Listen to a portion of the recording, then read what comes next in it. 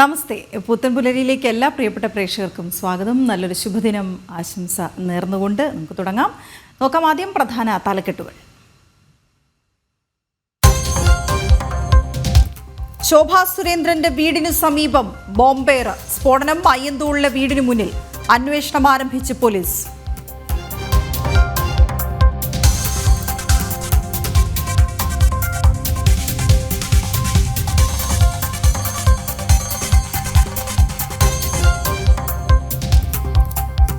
പഹൽഗാം ഭീകരാക്രമണത്തിൽ പാക് പങ്ക് സ്ഥിരീകരിച്ച് ഭാരതം. തെളിവുകൾ ലോകരാജ്യങ്ങൾക്ക് കൈമാറി.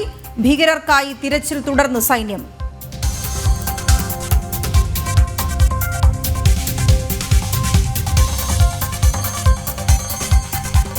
പാകിസ്ഥാനിലെ ബലൂചിസ്ഥാനിൽ സ്ഫോടനം. 10 പാക് സൈനികർ കൊല്ലപ്പെട്ടു. സൈനികർ സഞ്ചരിച്ച വാഹനം തകർത്തു. ഉത്തരവാദിത്വം ഏറ്റെടുത്ത ബലോച്ച് വിമോചന സേന.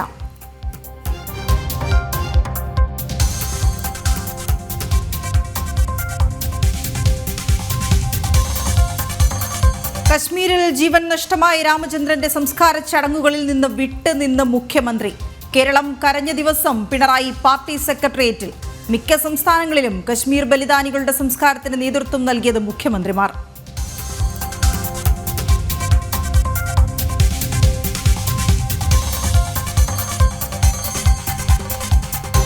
വീണ്ടും കടമെടുക്കാൻ കേരളം. ഈ സാമ്പത്തിക വർഷത്തെ കേരളത്തിന്റെ ആദ്യ കടമെടുപ്പ് ഏപ്രിൽ 29-ന്.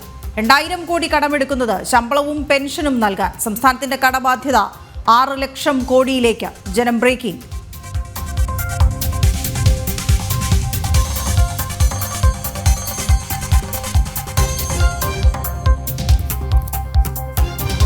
ശബരിമലയിൽ ഭക്തജന സഹായ നിധി രൂപീകരിക്കാൻ Devaswom board. Virtual queue book ചെയ്യുമ്പോൾ നിർബന്ധിതമല്ലാതെ 5 രൂപ സംഭാവന സ്വീകരിക്കാൻ തീരുമാനം. മല കയറുന്നതിനിടയിൽ മരണപ്പെടുന്ന അയ്യപ്പ ഭക്തരുടെ കുടുംബത്തിന് ആശ്വാസമാകുമെന്ന് ദേവസ്വം പ്രസിഡന്റ് ജനം ടിവിയോട്.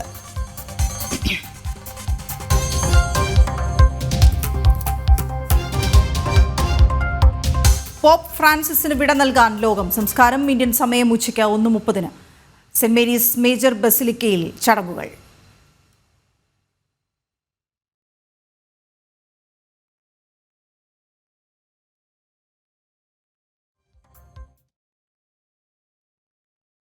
ഏറ്റവും പ്രധാനപ്പെട്ട 2 കാര്യങ്ങളിലേക്കാണ് നമ്മുടെ ശ്രദ്ധ ഇന്ന് പോകേണ്ടത്.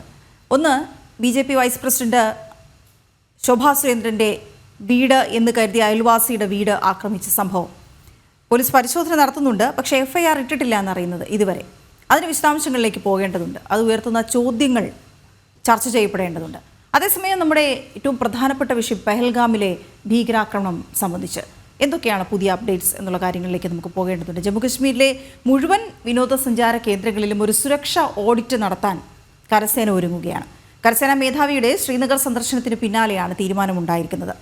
ഭീകരർക്കായുള്ള തിരച്ചിൽ ഇന്നും തുടരും. പിർപ്പഞ്ചൽ മലനിരകൾ കേന്ദ്രീകരിച്ചായിരിക്കും തിരച്ചിൽ. അതേസമയം പഹൽഗാം ഭീകരാക്രമണത്തിൽ പാകിസ്ഥാന്റെ പങ്ക് വ്യക്തമാക്കുന്ന തെളിവുകൾ ഭാരതം ലോകരാജ്യങ്ങൾക്ക് കൈമാറി. അത് വളരെ നിർണായകമായ ഒരു നീക്കമാണ്. കാരണം ലോകരാജ്യങ്ങളിൽ നിന്നുള്ള പിന്തുണ കൂടി ഭാരതത്തിന് ഇപ്പോൾ തന്നെ ഉണ്ട്. പക്ഷേ എങ്കിൽ പോലും അത് കൂടുതലായി ലഭിക്കേണ്ടുന്ന ഒരു സാഹചര്യം കൂടി തീർച്ചയായും ഭാരതം മുന്നിൽ കാണുന്നുണ്ട്. നന്ദഗോപൻ ചേരുന്നുണ്ട്. പെഹൽഗാമിലാണ് ജനം TV സംഘമുള്ളത്. നന്ദഗോപൻ അടക്കമുള്ള ജനം TV സംഘം പെഹൽഗാമിലാണുള്ളത്. നന്ദൻ, ഈ കഴിഞ്ഞ ദിവസം കരസേനാ മേധാവി അവിടെ വരുമ്പോൾ പ്രധാനമായ കാര്യങ്ങൾ, ഒന്ന്, എങ്ങനെ അവിടെ ഒരു ഭീകരാക്രമണം നടത്താനുള്ള സാഹചര്യം ഒരുങ്ങി, അവിടെ ഭീകരാക്രമണം നടത്തിയവരെ കണ്ടെത്താൻ എത്രയും പെട്ടെന്ന് പിടികൂടാനുള്ള നീക്കങ്ങൾ ഏതുവരെയായി, അതിനൊപ്പം തന്നെ എങ്ങനെ ഈ വിനോദസഞ്ചാര കേന്ദ്രങ്ങളടക്കം കൂടുതൽ സുരക്ഷിതമായ മേഖലയാക്കി മാറ്റണം, സുരക്ഷാ ഓഡിറ്റ് എന്നുള്ളതാണ് അതിൽ ഏറ്റവും പ്രധാനമായി മനസ്സിലാക്കാൻ കഴിയുന്നത്. അങ്ങനെ എന്തൊക്കെ പുതിയ വിവരങ്ങൾ നമുക്ക് ചേർത്ത് വയ്ക്കാനുണ്ട്? വീണ, ഇന്നലെ കരസേനാ മേധാവി ഉപേന്ദ്ര ദ്വിവേദി ശ്രീനഗർ സന്ദർശിച്ചിരുന്നു. അതിനുശേഷം ഉദ്ധംപൂരിലുള്ള നോർത്തേൺ കമാൻഡിൻ്റെ ആസ്ഥാനവും അദ്ദേഹം സന്ദർശിച്ചിരുന്നു. അവിടെ ഉന്നത ഉദ്യോഗസ്ഥരുമായി അദ്ദേഹം ചർച്ച നടത്തി. അതിനുശേഷമാണ് ജമ്മു കാശ്മീരിലെ മുഴുവൻ വിനോദസഞ്ചാര മേഖലകളിലും സുരക്ഷാ ഓഡിറ്റ് നടപ്പാക്കുവാൻ വേണ്ടിയുള്ള തീരുമാനമായത്. പ്രത്യേകിച്ച് അമർനാഥ് തീർത്ഥാടനമടക്കം വരാൻ പോകുന്ന മാസം നടക്കാൻ പോകുന്നു. അതുകൊണ്ട് തന്നെ ഇതുമായി ബന്ധപ്പെട്ട കൃത്യമായ സുരക്ഷാ ഓഡിറ്റ് നടത്തി വിനോദസഞ്ചാരികളുടെ സുരക്ഷാ കൂടുതൽ ഉറപ്പാക്കുവാൻ വേണ്ടിയുള്ള നീക്കത്തിലേക്കാണ് ഇപ്പോൾ സർക്കാർ കടന്നിരിക്കുന്നത്. അതിനൊപ്പം ഏറ്റവും ഒടുവിലായി നമുക്ക് ലഭ്യമായ വിവരങ്ങൾ അനുസരിച്ച് ഇന്നലെ രാത്രി 2 ഭീകരരുടെ വീടുകൾ കൂടിയാണ് തകർത്തിരിക്കുന്നത്.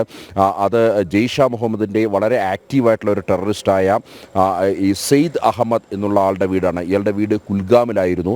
ഈ വീടാണ് ഇന്നലെ രാത്രിയിൽ തകർത്തത്. അതുകൂടാതെ ലഷ്കർ ഇ തോയ്ബ ടെററിസ്റ്റ് ഷാഹിദ് അഹമ്മദിൻ്റെ ഷോപ്പിയാനുള്ള വീടുമാണ് തകർത്തത്. അങ്ങനെ 2 വീടുകൾ ഇന്നലെ രാത്രിയിൽ തകർത്തിരുന്നു. ഇതിനോടകം ഇപ്പോൾ ഇതുമായി ബന്ധപ്പെട്ട്, അതായത് ഈ പെഹൽഗാം അക്രമവുമായി ബന്ധപ്പെട്ട് ഈ അക്രമ പ്രവർത്തനങ്ങളിൽ പങ്കെടുത്തു അല്ലെങ്കിൽ ഇതുമായി ബന്ധപ്പെട്ട് നേരിട്ട് ബന്ധമുണ്ട് എന്ന് സംശയിക്കുന്ന 4 പേരുടെ വീടുകൾ ഇതിനോടകം തന്നെ തകർത്തു.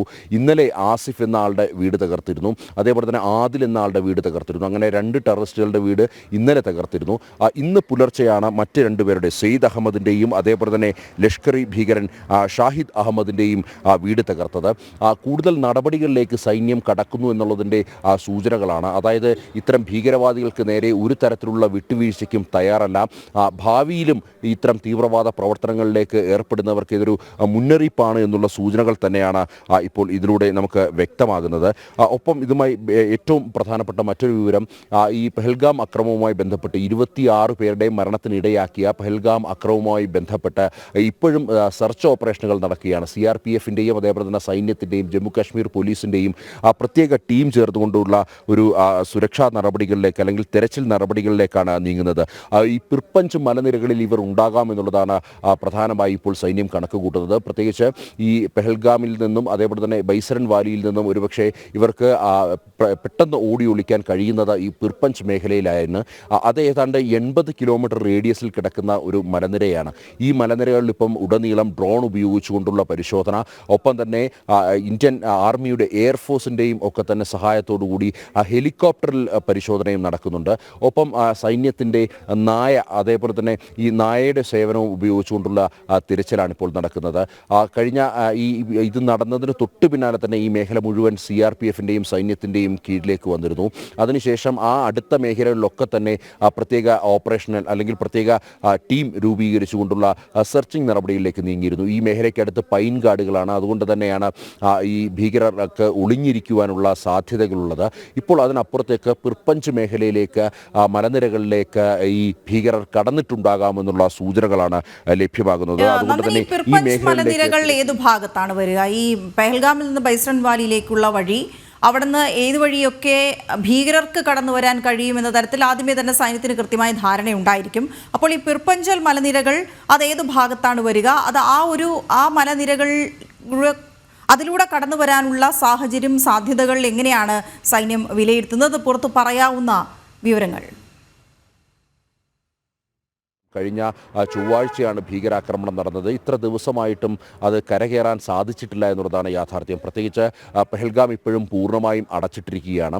ഈ പെഹൽഗാമുമായി ബന്ധപ്പെട്ട ചില വിവാദങ്ങൾ ഇതിനോടകം തന്നെ ഉടലെടുത്തു കഴിഞ്ഞു. കാരണം കേന്ദ്ര സർക്കാർ വ്യക്തമാക്കുന്നത് ഈ പെഹൽഗാമിലെ ഈ മേഖല, അത് ബൈസരൻ വാലി മേഖല തുറന്നു കൊടുത്തത്, ഏറെ നാളായി അത് ഈ സുരക്ഷാ കാരണങ്ങളാൽ അടച്ചിട്ടിരുന്നത്, ഈ മേഖല തുറന്നു കൊടുത്തത് ഒരു തരത്തിലും കേന്ദ്ര സർക്കാരിനെയോ അല്ലെങ്കിൽ ആർമിയെയോ CRPF-നെയോ പ്രാദേശിക ഭരണകൂടം അറിയിച്ചിട്ടില്ല എന്നുള്ളതാണ്. അതുകൊണ്ട് തന്നെയാണ് അത്തരത്തിലൊരു വീഴ്ച സംഭവിച്ചത്, അല്ലെങ്കിൽ അതുകൊണ്ടാണ് അവിടെ സൈന്യത്തിൻ്റെയോ CRPF-ൻ്റെ സാന്നിധ്യം ഇല്ലാതെ പോയത് എന്നുള്ളതാണ് പ്രധാനമായും ചൂണ്ടിക്കാണിക്കപ്പെടുന്നത്. ഏതായാലും ഇതുമായി ബന്ധപ്പെട്ട വിവാദങ്ങൾ ഇപ്പോഴും നിൽക്കുകയാണ്. ഇതിനൊപ്പം തന്നെ ജമ്മു കാശ്മീരിലെ ഈ കാശ്മീർ മേഖലയിലെ 2 മെഡിക്കൽ കോളേജുകളുണ്ട്. ഈ 2 മെഡിക്കൽ കോളേജുകളിലെയും സ്റ്റാഫിനോട് അലേർട്ടായി ഇരിക്കുവാനുള്ള സൂചനകൾ നൽകിയിട്ടുണ്ട്. ഏത് അടിയന്തര സാഹചര്യത്തെയും നേരിടുവാൻ വേണ്ടി തയ്യാറായിരിക്കുവാനുള്ള നിർദ്ദേശമാണ് നൽകിയിരിക്കുന്നത്. ഇപ്പോൾ നമുക്ക് ലഭ്യമായ വിവരങ്ങൾ അനുസരിച്ച് ഇപ്പോൾ 4 പേരുടെ വീടുകൾ തകർത്തു. ഒരു പക്ഷേ കൂടുതൽ വീടുകൾ തകർക്കുക അല്ലെങ്കിൽ കൂടുതൽ ഭീകരരുടെ വീടുകൾ വരും മണിക്കൂറുകൾ തകർക്കുവാനുള്ള സാധ്യതകൾ തള്ളിക്കളയാൻ കഴിയില്ല. പ്രത്യേകിച്ച് ഇതിനോടകം തന്നെ ഈ ഭീകരരെ തിരിച്ചറിഞ്ഞു കഴിഞ്ഞു. അതുകൊണ്ട് തന്നെ ഈ വീടുകൾ തകർക്കപ്പെട്ടേക്കാമെന്നുള്ള ആശങ്ക ഈ നാട്ടുകാർക്കുണ്ട്. ഒപ്പം മറ്റ് ഒരു പ്രധാനപ്പെട്ട കാര്യം, ഈ പെഹൽഗാം അക്രമവുമായി ബന്ധപ്പെട്ട് ഏതാണ്ട് 30ഓളം രാഷ്ട്രങ്ങളോട് ഭാരതം അതിൻ്റെ തെളിവുകൾ, അതായത് പെഹൽഗാം അക്രമവുമായി ഇതുമായി ബന്ധപ്പെട്ട് പാകിസ്ഥാനുള്ള വ്യക്തമായ പങ്ക് തെളിയിക്കുന്ന തെളിവുകൾ ഇതിനോടകം തന്നെ കൈമാറിയിട്ടുണ്ട്. ആ തെളിവുകൾ പ്രകാരം പാകിസ്ഥാനിൽ നിന്നും നുഴഞ്ഞു കയറിയവർ തന്നെയാണ് ഈ ഭീകരാക്രമണത്തിന് പിന്നിൽ നിന്നാണ്. മാത്രമല്ല വിക്രം മിശ്രി, ഭാരതത്തിൻ്റെ വിദേശകാര്യ സെക്രട്ടറി, ഏതാണ്ട് ഡൽഹിയിലെ 30ഓളം രാജ്യങ്ങളുടെ അംബാസഡർമാരെ നേരിൽ കണ്ട് ഈ തെളിവുകൾ കൈമാറി. പ്രത്യേകിച്ച് ഭാരതത്തിന് ഇത് സംബന്ധിച്ചിട്ടുള്ള ഡിജിറ്റൽ തെളിവുകൾ ലഭിച്ചു എന്നുള്ളതാണ്. അതായത് പാകിസ്ഥാനിൽ നിന്നും നുഴഞ്ഞു കയറിയാണ് ഈ ഭീകരാക്രമണം നടത്തിയത്. പാകിസ്ഥാനിൽ ട്രെയിനിങ് ലഭിച്ചവരാണ്. ലഷ്കർ-ഇ തോയ്ബയുടെയും അതേപോലെ തന്നെ ജെയ്ഷ മുഹമ്മദിൻ്റെയും ഒക്കെ തന്നെ ട്രെയിനിങ് ലഭിച്ചവരാണ് ഈ അക്രമത്തിന് പിന്നിലെന്നുള്ള വ്യക്തമായ തെളിവുകൾ ഭാരതത്തിന് ലഭിച്ചു. ഇതിൻ്റെ അടിസ്ഥാനത്തിലാണ് 30ഓളം രാഷ്ട്രത്തലവന്മാർക്ക് ഈ എംബസികൾക്ക് ഈ തെളിവുകൾ ഭാരതം കൈമാറിയത്. അതായത് ഇത്തരമൊരു സാഹചര്യത്തിൽ ഭാരതത്തോടൊപ്പം ലോകരാജ്യങ്ങൾ നിൽക്കണം എന്നുള്ള ഒരു അഭ്യർത്ഥന കൂടിയാണ് ഇതിനൊപ്പം നൽകിയത്. അതായത് ഇതിനോടകം ലോകരാഷ്ട്രങ്ങൾ ഒക്കെ തന്നെ, അമേരിക്കയും അതേപോലെ തന്നെ റഷ്യയും അടക്കമുള്ള വൻകിട രാഷ്ട്രങ്ങളൊക്കെ തന്നെ ഈ സംഭവത്തെ അപലപിച്ച് രംഗത്തെത്തിയിരുന്നു. ഇതിന് പിന്നാലെയാണ് ഭാരതം ഇതുമായി ബന്ധപ്പെട്ട് കൃത്യമായ തെളിവുകൾ ഇപ്പോൾ കൈമാറിയിരിക്കുന്നത്. കഴിഞ്ഞ ദിവസം വിക്രം മിശ്രി ഡൽഹിയിലെ എംബസികളിൽ നേരിട്ടെത്തി ഇതുമായി ബന്ധപ്പെട്ട തെളിവുകൾ കൈമാറി എന്നുള്ള വിവരങ്ങളാണ് ലഭ്യമാകുന്നത്. ഏതായാലും ഇപ്പോഴും സെർച്ചിങ് ഓപ്പറേഷൻ അടക്കമുള്ള നടപടികൾ ഈ മേഖലകളിലൊക്കെ തന്നെ തുടരുകയാണ്. വീണ. ഓക്കെ, പഹൽഗാമിൽ നിന്ന് നന്ദഗോപനാണ് വിവരങ്ങൾ നൽകിക്കൊണ്ടിരിക്കുന്ന ജനം TV സംഘം അവിടെ തുടരുകയാണ്. അപ്പോൾ ഓരോ അപ്ഡേറ്റ്സും അപ്പോൾ പ്രേക്ഷകരിലേക്ക് എത്തിച്ചുകൊണ്ടേയിരിക്കാൻ സാധിക്കുകയും ചെയ്യും. മറ്റൊരു വിഷയം ഇന്നലെ ഉണ്ടായത്, ഈ പടിഞ്ഞാറൻ പാകിസ്ഥാനിൽ 10 സൈനികരുടെ മരണത്തിന് ഇടയായ സ്ഫോടനത്തിൻ്റെ ഉത്തരവാദിത്വം ബലൂച്ച് വിമോചന സേന ഏറ്റെടുത്തിട്ടുണ്ട്. ക്വറ്റയ്ക്ക് സമീപം മർഗത് ചൌക്കിലാണ് ആക്രമണമുണ്ടായത്. റിമോട്ട് കൺട്രോൾ സംവിധാനം ഉപയോഗിച്ച് നടത്തിയ IED സ്ഫോടനത്തിൽ ആ സൈനിക വാഹനം പൂർണ്ണമായും തകർന്നു. ഐസൺ ജോസ് വിവരങ്ങളുമായി ചേരുകയാണ്. ഐസൺ, ഈ ആഭ്യന്തരമായി തന്നെ ഒട്ടേറെ പ്രശ്നങ്ങൾ പരിഹരിക്കാനുണ്ട് പാകിസ്ഥാന്. അതിനിടയിലാണ് ഈ ഒരു പ്രകോപനവുമായി ഭാരതത്തിന് നേരെയും വന്നത്. ഈ കഴിഞ്ഞ ദിവസം അവിടെ ബലൂച്ച് ആക്രമണമാണ് എന്ന് സ്ഥിരീകരിക്കുന്നത്, അവർ ഉത്തരവാദിത്വം ഏറ്റെടുക്കുന്നതോടുകൂടിയാണ്. മറ്റ് നടപടികൾ എന്തൊക്കെയാണ് അവിടെ? വീണ, തീർച്ചയായും ആഭ്യന്തര പ്രശ്നങ്ങൾ കലുഷിതമായ ഒരു പശ്ചാത്തലം തന്നെയാണ്. അക്കാര്യത്തിൽ നിന്നും ശ്രദ്ധ തിരിച്ചുവിടാനും അല്ലെങ്കിൽ മറ്റു രീതിയിലുള്ള നീക്കങ്ങളിലൂടെ പാകിസ്ഥാൻ ഇതിനെ പ്രതിരോധിക്കാൻ ശ്രമിക്കുന്നത്. സ്വാഭാവികമായും പഹൽഗാം ആക്രമണം അത്തരത്തിലൊരു വിഷയത്തിന്റെ സ്വാധീനം കൂടി ഉണ്ടാകുമെന്ന കാര്യത്തിലും തർക്കമില്ല. എങ്കിൽ കൂടി ഏറെ ഗൗരവമുള്ളൊരു വിഷയം എന്ന് പറയുന്നത് പാകിസ്ഥാനിൽ തന്നെ അന്തഃഛിദ്രങ്ങൾ വർദ്ധിക്കുന്നു അല്ലെങ്കിൽ ശക്തമാകുന്നു എന്നൊരു യാഥാർത്ഥ്യമാണ്. നേരത്തെ നമുക്കറിയാവുന്നതാണ്, പാകിസ്ഥാനിന്റെ ഇത്തരത്തിലുള്ള നിലപാടുകളോട് വലിയ എതിർപ്പ് പാകിസ്ഥാൻ ജനതയ്ക്ക് തന്നെ ഉണ്ടായിരുന്നു. സ്വാഭാവികമായും ബലൂചിസ്ഥാനിലെയും അതുപോലെ തന്നെ മറ്റ് സിന്ധ് മേഖലകളിലെല്ലാം തന്നെ ഒരു ഡിസിന്റഗ്രേഷൻ അല്ലെങ്കിൽ ഒരു അന്തഃഛിദ്രങ്ങൾ നിലനിൽക്കുന്ന ഒരു സാഹചര്യം, പാകിസ്ഥാൻ എന്ന രാജ്യവുമായി സഹകരിക്കേണ്ടതില്ല എന്ന നിലപാട് സ്വീകരിക്കുന്ന വലിയൊരു ജനവിഭാഗം ഉണ്ടാകുന്ന, സ്വന്തം അതിർത്തിയിൽ ഉണ്ടാകുന്ന ഒരു സാഹചര്യം പാകിസ്ഥാൻ അതിശക്തമായി നേരിടുന്നുണ്ട്. അത് വലിയ വെല്ലുവിളി തന്നെയാണ് പാകിസ്ഥാനെ സംബന്ധിച്ചിടത്തോളം. ഈ ഒരു പശ്ചാത്തലത്തിൽ തന്നെയാണ് ഈ ബലൂചിസ്ഥാനി ആക്രമണത്തിന്റെ ഉത്തരവാദിത്തം ഏറ്റെടുത്തതിനെ നോക്കിക്കാണേണ്ടത്. നമുക്കറിയാവുന്നതാണ്, 10ഓളം പാരാമിലിറ്ററി ഉദ്യോഗസ്ഥരാണ് അല്ലെങ്കിൽ പാരാമിലിറ്ററി ജവാനും ഉദ്യോഗസ്ഥരും ഉൾപ്പെടെയുള്ള അവരാണ് ആ കവചിത വാഹനത്തിന് നേരെ അല്ലെങ്കിൽ വ്യൂഹത്തിന് നേരെ ഉണ്ടായ ആക്രമണത്തിൽ കൊല്ലപ്പെട്ടത്. 10 പേർ ഇന്നലെ പുലർച്ചെ കൊല്ലപ്പെട്ട് അല്പസമയത്തിനകം തന്നെ, ഏതാണ്ട് ഒരു അര ദിവസം കഴിയുന്നതിന് മുൻപ് തന്നെ ബലൂച്ച് ലിബറേഷൻ ആർമി ആ സ്ഫോടനത്തിന്റെ ഉത്തരവാദിത്തം ഏറ്റെടുത്തു. സ്ഫോടനം നടന്നത് നമുക്കറിയാവുന്നതാണ്, കച്ചിക്കടുത്തുള്ള ഒരു പ്രദേശത്താണ് സ്ഫോടനം നടന്നത്. സ്ഫോടനം നടന്ന ഉടൻ തന്നെ തൽക്ഷണം മരിച്ചു സൈനികരെല്ലാവരും എന്നാണ് നമുക്ക് ലഭ്യമാകുന്ന വിവരങ്ങളിൽ നിന്നെല്ലാം മനസ്സിലാക്കാൻ സാധിക്കുന്നത്. കവചിത വാഹനത്തിന് നേരെ ഇംപ്രൂവൈസ്ഡ് എക്സ്പ്ലോസീവ് ഡിവൈസ് അല്ലെങ്കിൽ IED ബ്ലാസ്റ്റ് നടത്തുകയായിരുന്നു. ആ പൊട്ടിത്തെറി റിമോട്ട് സെൻസിംഗ് സംവിധാനങ്ങൾ ഉപയോഗിച്ച്, റിമോട്ട് കൺട്രോൾ സംവിധാനങ്ങൾ ഉപയോഗിച്ച് ദൂരെ നിന്ന് നടത്തുകയായിരുന്നു എന്നാണ് അറിയാൻ സാധിക്കുന്നത്. ഇതിൽ നിന്നെല്ലാം പല സൂചനകളും പുറത്തു വരികയും ചെയ്യുന്നുണ്ട്. തീർച്ചയായും ബലൂച്ച് ലിബറേഷൻ ആർമി ഇക്കാര്യം ഏറ്റെടുത്തിരിക്കുന്നു. നമുക്കറിയാവുന്നതാണ്, ട്രെയിൻ തടഞ്ഞതും അതുപോലെ തന്നെ അത്തരത്തിലുള്ള വിവിധങ്ങളായ നീക്കങ്ങൾ ബലൂച്ച് ലിബറേഷൻ ആർമിയുടെ ഭാഗത്തു നിന്നുണ്ടാകുന്നുണ്ട്. ബലൂചിസ്ഥാന്റെ മോചനം എന്ന അല്ലെങ്കിൽ പാകിസ്ഥാനിൽ നിന്ന് വിട്ടുപോരുക എന്നൊരു ആവശ്യം തന്നെയാണ് ആത്യന്തികമായി ബലൂച്ച് ലിബറേഷൻ ആർമി മുന്നോട്ട് വയ്ക്കുകയും ചെയ്യുന്നത്. ഇത്തരം നിരവധിയായ ആഭ്യന്തര പ്രശ്നങ്ങൾ പാകിസ്ഥാനിലുണ്ട് എന്നതൊരു യാഥാർത്ഥ്യം തന്നെയാണ്. അതിന്റെ അവസാനത്തെ പ്രകടനമാണ് ഇപ്പോൾ ഉണ്ടായത്. ചൈനയുമായുള്ള പാകിസ്ഥാന്റെ സഹകരണത്തെ ശക്തമായി എതിർക്കുന്ന ഒരു വിഭാഗം കൂടിയാണ് ബലൂച്ച് ലിബറേഷൻ ആർമി എന്നതും അതീവ ഗൗരവത്തോടെ നോക്കിക്കാണേണ്ട ഒരു വിഷയമാണ്. പല സ്ഫോടനങ്ങളും ബലൂച്ച് ലിബറേഷൻ ആർമിയുടെ ഭാഗത്തു നിന്നുണ്ടാകുന്നത് ചൈനീസ് പശ്ചാത്തല സൗകര്യ വികസനങ്ങൾ ഒരുക്കുന്ന എഞ്ചിനീയർമാരെയൊക്കെ ലക്ഷ്യം വെച്ച് പലതവണ ആക്രമണങ്ങൾ ഉണ്ടായിട്ടുണ്ട്. സ്വാഭാവികമായും നമുക്കറിയാവുന്നതാണ്, ചൈനയ്ക്കെതിരായ നിലപാട് പാകിസ്ഥാനിൽ തന്നെ ശക്തമായി ഉയർന്നു വരുന്നു. അത് ബലൂച്ച് ലിബറേഷൻ ആർമി അത്തരം നീക്കങ്ങൾ കൃത്യമായി നടത്തുന്നു എന്നും നമുക്ക് മനസ്സിലാക്കാൻ സാധിക്കുന്നുണ്ട്. ഈ ഒരു പശ്ചാത്തലത്തിലാണ് ഈ സ്ഫോടനത്തെ വീണ്ടും വിലയിരുത്തേണ്ടത്. വീണ. ഓക്കെ, ശരി. ഐസൺ വിവരങ്ങൾ നൽകുകയായിരുന്നു. പാകിസ്ഥാൻ നേരത്തെ തന്നെ അവരുടെ ആഭ്യന്തര പ്രശ്നങ്ങളിൽ കലുഷിതമാണ്. അതിനിടയിലാണ് ഭാരതത്തിന് നേരെയും പ്രകോപനവുമായി വന്നിരിക്കുന്നത്. ഇതേ സമയത്ത് തന്നെ അവിടെ ഈ ബലൂച്ച് പോരാളികളുടെ ഭാഗത്തു നിന്നും ഇത്തരത്തിലൊരു ആക്രമണം അവിടെ പാകിസ്ഥാനിൽ ഉണ്ടാവുകയും ചെയ്തിരിക്കുന്നതിൻ്റെ ഉത്തരവാദിത്വം ബലൂച്ച് സേന ഏറ്റെടുത്തു എന്നുള്ളതാണ് ഏറ്റവും പുതിയ വിവരം. അതിൽ രാവിലെ മുതൽ തന്നെ നമ്മളെ ആശങ്കപ്പെടുത്തുന്ന മറ്റൊരു വാർത്തയാണ് ശോഭാ സുരേന്ദ്രൻ്റെ വീടിന് സമീപം ഉണ്ടായ ബോംബേർ. അതിൻ്റെ വിശദാംശങ്ങളിലേക്കാണ് നമുക്ക് വിശദമായി പോകേണ്ടത്.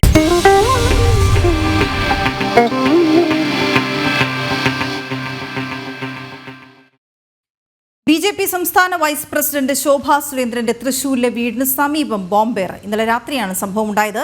ശോഭയുടെ അയൽവാസിയുടെ വീട്ടിലേക്കാണ് അജ്ഞാതർ ബോംബെറിഞ്ഞത്.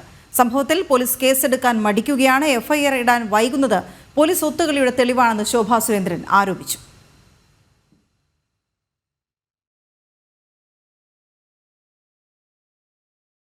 എല്ലാ വീട്ടിൻ്റെ ഉള്ളിലിരുന്ന ആളുകളും അത്രയും ശക്തമായിട്ടുള്ള ശബ്ദം കേട്ടതുകൊണ്ടാണ് എല്ലാവരും പുറത്തിറങ്ങിയത്. ഇപ്പോൾ പോലീസ് അവരോടെല്ലാം തന്നെ സംസാരിച്ചു. ഇപ്പോൾ സംസാരിച്ച സമയത്ത് ഇപ്പോൾ നേരെ ഈ തൊട്ടടുത്ത വീട്ടിലെ സഹോദരി പറഞ്ഞു, വളരെ വലിയൊരു ശബ്ദം കേട്ടിട്ട് ഞങ്ങൾ ഓടി വന്നു. പക്ഷേ വാഹനം, ഒരു കാറ് കിടക്കുന്നുണ്ടായിരുന്നു, ബൈക്കുകളും ഉണ്ടായിരുന്നു. അപ്പോൾ അവർക്കത് ഐഡൻറ്റിഫൈ ചെയ്യാനായിട്ട് ആർക്കും പറ്റിയിട്ടില്ല. കാരണം അവരകത്തുനിന്ന് പുറത്തു വരുന്ന അതേ വേഗതയിൽ തന്നെയാണ് ശബ്ദം കേട്ട് ഞാൻ അടുക്കളയിലായിരുന്നു. അടുക്കളയിൽ നിന്ന് ഉമ്മറും കടന്ന് ഞാൻ പുറത്തേക്ക് വരുന്നത്. ആര് ഇത് ചെയ്തു, എന്താണ് ഇന്നത്തെ ദിവസത്തെ പ്രത്യേകത? അപ്പോൾ ഈ ഒരു ദിവസം അങ്ങനെ ഇത്തരം ഒരു വിഷയം ചെയ്യാനായിട്ട് എന്തിനാണ് തിരഞ്ഞെടുത്തത്? അത് എന്നെ ലക്ഷ്യം വെച്ചുകൊണ്ട് എന്ന് പറഞ്ഞാൽ എൻ്റെ പാർട്ടിയെ ലക്ഷ്യം വെച്ചുകൊണ്ട് എന്തിനാണ് അങ്ങനെ ഒരു സാഹചര്യം ക്രിയേറ്റ് ചെയ്തിട്ടുള്ളത്? അതിൻ്റെ പിറകിൽ ആരാ പ്രവർത്തിച്ചിട്ടുള്ളത്? എന്തായാലും വീട് അറിയാത്ത ആളുകളാണ് വന്നത് എന്നാണ് നമുക്ക് അനുമാനിക്കാൻ സാധിക്കുക. ഇതൊന്നും നമ്മളല്ല കണ്ടെത്തേണ്ടത്. കാരണം പോലീസ് അധികാരികളാണ് ഇതിനെല്ലാം തന്നെ മറുപടി പറയേണ്ടത്. അവരത് കൃത്യമായിട്ട് അന്വേഷിച്ച് കണ്ടെത്തണം എന്നാണ് പാർട്ടിയുടെ താല്പര്യം. സാനു ചേരുന്നുണ്ട് വിവരങ്ങളുമായി. സാനു, ഏറ്റവും ഒടുവിൽ ശോഭ പറഞ്ഞു നിർത്തിയ കാര്യമുണ്ടല്ലോ, അത് അന്വേഷിച്ച് കണ്ടെത്തണം എന്നാണ് താല്പര്യം. ആ താല്പര്യം എത്ര കണ്ട് നടപ്പിലാകുന്നു എന്നുള്ളതാണ് സംശയമായി വരുന്നത്. ഒരു എഫ്ഐആർ പോലും ഇതുവരെ രജിസ്റ്റർ ചെയ്യാൻ കഴിഞ്ഞിട്ടില്ല പോലീസിന്. ഓക്കെ, അതിലേക്ക് വരുന്നതിന് മുമ്പ് ഇന്നലെ രാത്രി എന്ത് സംഭവിച്ചു, എങ്ങനെ സംഭവിച്ചു എന്നാണ് ശോഭയും അയൽവാസികളും ഒക്കെ പറയുന്നത്?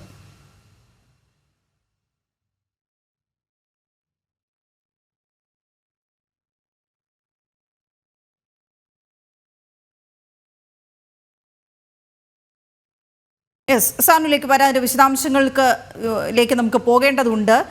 ബി.ജെ.പി. സംസ്ഥാന വൈസ് പ്രസിഡന്റ് ശോഭാ സുരേന്ദ്രന്റെ തൃശ്ശൂരിലെ വീടിന് സമീപം, അതായത് ഈ ആക്രമണം ഉണ്ടായ ഈ ബോംബെറിഞ്ഞ വീടും ശോഭാ സുരേന്ദ്രന്റെ വീടും ഏകദേശം ഒരുപോലെ ഇരിക്കുന്ന വീടുകളാണെന്നുള്ളതും അതിന് മുന്നിൽ കിടന്ന കാറുകളും ഏകദേശം ഒരുപോലെ ഉള്ളതാണ് എന്നുമാണ് കരുതപ്പെടുന്നത്. അങ്ങനെയെങ്കിൽ വീട് പോയതാകാനുള്ള സാധ്യത തന്നെയാണ് അയൽവാസികൾക്കും ശോഭയ്ക്കും അവിടെ കൂടിയവർക്കും ഒക്കെ മനസ്സിലാക്കാൻ കഴിഞ്ഞത്.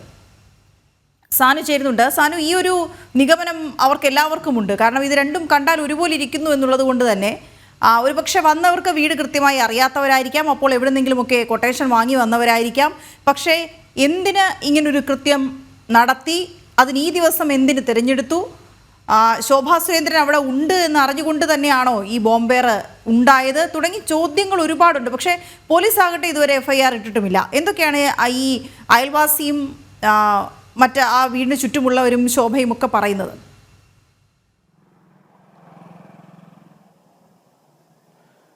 വീണ, ഇന്നലെ രാത്രി 10:45 കൂടിയാണ് ഇത്തരത്തിലൊരു സംഭവം നടക്കുന്നത്. അതായത് തൃശ്ശൂർ അയ്യന്തോളിലുള്ള ശോഭാ സുരേന്ദ്രൻ, അതായത് ബി.ജെ.പി. സംസ്ഥാന ഉപാധ്യക്ഷയുടെ വീടിന് തൊട്ട് മുന്നിലാണ് ഇത്തരത്തിലൊരു ഉഗ്ര സ്ഫോടനം നടന്നിരിക്കുന്നത്. അതായത് ശോഭാ സുരേന്ദ്രന്റെ വീടിന് തൊട്ട് മുൻഭാഗത്തുള്ള അതേ ശോഭയുടെ വീടിന് സമാനമായിട്ടുള്ള മറ്റൊരു വീടിന് നേരെയാണ് ഇത്തരത്തിലുള്ള ഒരു സംഭവം നടക്കുന്നത്. ഈ വീടിന് മുന്നിലാണ്, അതായത് ഏകദേശം മീറ്ററുകളുടെ വ്യത്യാസം മാത്രമുള്ള വീടിന് മുന്നിലാണ് ഇത്തരത്തിലുള്ള ഒരു ഉഗ്ര സ്ഫോടനം നടക്കുന്നത്. അതായത് വലിയൊരു പൊട്ടിത്തെറിയും പുകയും തീയും കണ്ടുകൊണ്ടാണ് ശോഭാ സുരേന്ദ്രനും അതേപോലെ തന്നെ ഈ ഇതിന് തൊട്ട് മുന്നിലുള്ള വീട്ടിലെ ആളുകളും പുറത്തേക്ക് വരുന്നത്.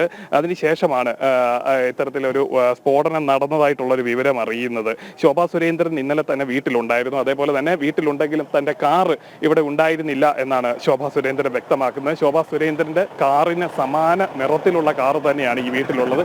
അതായത് വീട് മാറി ഒരു അക്രമം നടത്തി എന്നുള്ളതാണ്. അതായത് ശോഭാ സുരേന്ദ്രനെ ലക്ഷ്യമിട്ട് വന്നതാണ് അക്രമികൾ. എന്നാൽ ശോഭാ സുരേന്ദ്രൻ ഇവിടെ എൻ്റെ വീട്ടിലേക്ക് ഇവർക്ക് എത്താൻ സാധിച്ചില്ല, വീട് മാറി ഇത്തരത്തിലൊരു സ്ഫോടനം നടന്നു എന്നാണ് BJP വ്യക്തമാക്കുന്നത്. എന്തായാലും സംഭവം നടന്ന് ഇത്ര മണിക്കൂറുകൾ പിന്നിട്ടിട്ടും ഇതുവരെ കേസെടുക്കാൻ വേണ്ടി പോലീസ് തയ്യാറായിട്ടില്ല. മണിക്കൂറുകൾ കഴിയുകയാണ്, FIR ഇടാനായിട്ട് ഇതുവരെ തയ്യാറായിട്ടില്ല. എന്തായാലും സംഭവവുമായി ബന്ധപ്പെട്ടുകൊണ്ട് ശോഭാ സുരേന്ദ്രൻ തന്നെ നമുക്കൊപ്പം ചേരുകയാണ്. കൂടുതൽ വിവരങ്ങൾ ശോഭാ സുരേന്ദ്രനിൽ നമുക്കറിയാം. എന്താണ് ഈ ഒരു അക്രമം ഇത്രയും മണിക്കൂറുകൾ പിന്നിട്ടിട്ടും കേസെടുക്കാൻ പോലീസ് തയ്യാറായിട്ടില്ല? പോലീസ് നൽകുന്ന ഒരു മറുപടി എന്താണ്? അല്ല, നമ്മള് പോലീസ് അധികാരികളുമായിട്ട് ഇന്നലെ രാത്രിയിലാണ് സംസാരിക്കുന്നത്. പാർട്ടിയുടെ തന്നെ ജില്ലാ ഘടകത്തിലെ ഏതാണ്ട് മുഴുവൻ നേതൃനിരയിൽ പ്രവർത്തിക്കുന്ന ആളുകളും ഇന്നലെ നമ്മുടെ വീട്ടിലുണ്ടായിരുന്നു. അയൽവക്കത്തുള്ള ആളുകളും ഒക്കെ ആയിട്ട് പോലീസ് അധികാരികൾ ഇന്നലെ തന്നെ സംസാരിച്ചു. അതിനെ തുടർന്ന് അവർ പറഞ്ഞു, വളരെ ഗൗരവത്തോടു കൂടിയിട്ട് ഞങ്ങളിത് പരിശോധിക്കുന്നുണ്ട്, തീർച്ചയായിട്ടും അതിനാവശ്യമായിട്ടുള്ള സംവിധാനങ്ങൾ ഒരുക്കുമെന്ന് തന്നെയാണ് അവർ പറഞ്ഞിട്ടുള്ളത്. പക്ഷേ ഇതുവരെയും അത് മാധ്യമ സുഹൃത്തുക്കൾ ചോദിച്ച സമയത്ത് കേസെടുത്തിട്ടില്ല എന്നവർ പറഞ്ഞു എന്നറിഞ്ഞു. എന്നാൽ അത് വളരെ നിരുത്തരവാദപരമായിട്ടുള്ള ഒരു സ്റ്റേറ്റ്മെൻ്റ് ആയി പോയി എന്നുള്ളതാണ്. കാരണം ഇത്രയും വലിയ ഒരു സംഭവം ഉണ്ടായിട്ട് അത് ഏത് വ്യക്തിയുടെ വീടിന് മുന്നിൽ എന്നുള്ളതല്ല, ഈ തൃശ്ശൂർ കളക്ടറേറ്റിന് മുന്നിൽ ഇത്രയും ജനനിബിഡമായിട്ട് ഉള്ള ഒരു പ്രദേശത്ത് വാഹനങ്ങൾ എപ്പോഴും അങ്ങോട്ടും ഇങ്ങോട്ടും പാസ് ചെയ്യുന്ന ഒരു വഴിയിൽ ഇങ്ങനെ ഒരു സംഭവം ഉണ്ടായിട്ട് അത് വളരെ ഗൗരവതരമായിട്ട് അന്വേഷിച്ച് ഞങ്ങൾ ഇന്നലെ മുതൽ കഠിനമായിട്ട് ഇതിൻ്റെ പിറകിൽ പരിശ്രമിക്കുന്നുണ്ട് എന്ന് പറഞ്ഞാലും നല്ലതായിരുന്നു. പക്ഷേ ഇത് വളരെ നെഗറ്റീവായിട്ടുള്ള ഒരു ഉത്തരമായി പോയി പോലീസ് അധികാരികളുടെ ഭാഗത്ത് നിന്ന് വന്നിട്ടുള്ളത്. നോക്കാം, ഇത് കരുതിക്കൂട്ടി നടത്തിയിട്ടുള്ളൊരു അക്രമമായിട്ട് കരുതുന്നുണ്ട്, എങ്ങനെയാണ്? അല്ല, അത് തീർച്ചയായിട്ടും. കാരണം അവർക്ക് ഇത് ചെയ്ത ആളുകൾക്ക് ചെറിയൊരു ഡിഫറൻസ് വന്നല്ലോ. കാരണം ഈ റോഡും നമ്മുടെ റോഡിൻ്റെ മുന്നിൽ വളരെ അടുത്ത് തന്നെയാണ് അവർ ഈ കൃത്യം നിർവഹിച്ചത്. അവർക്ക് പക്ഷേ നമ്മുടെ ഷെഡിനകത്ത് കാർ പുറത്തേക്ക് പോയിരിക്കുകയായിരുന്നു, കാറില്ലാത്തത് അവരെ കൺഫ്യൂസ്ഡ് ആക്കി.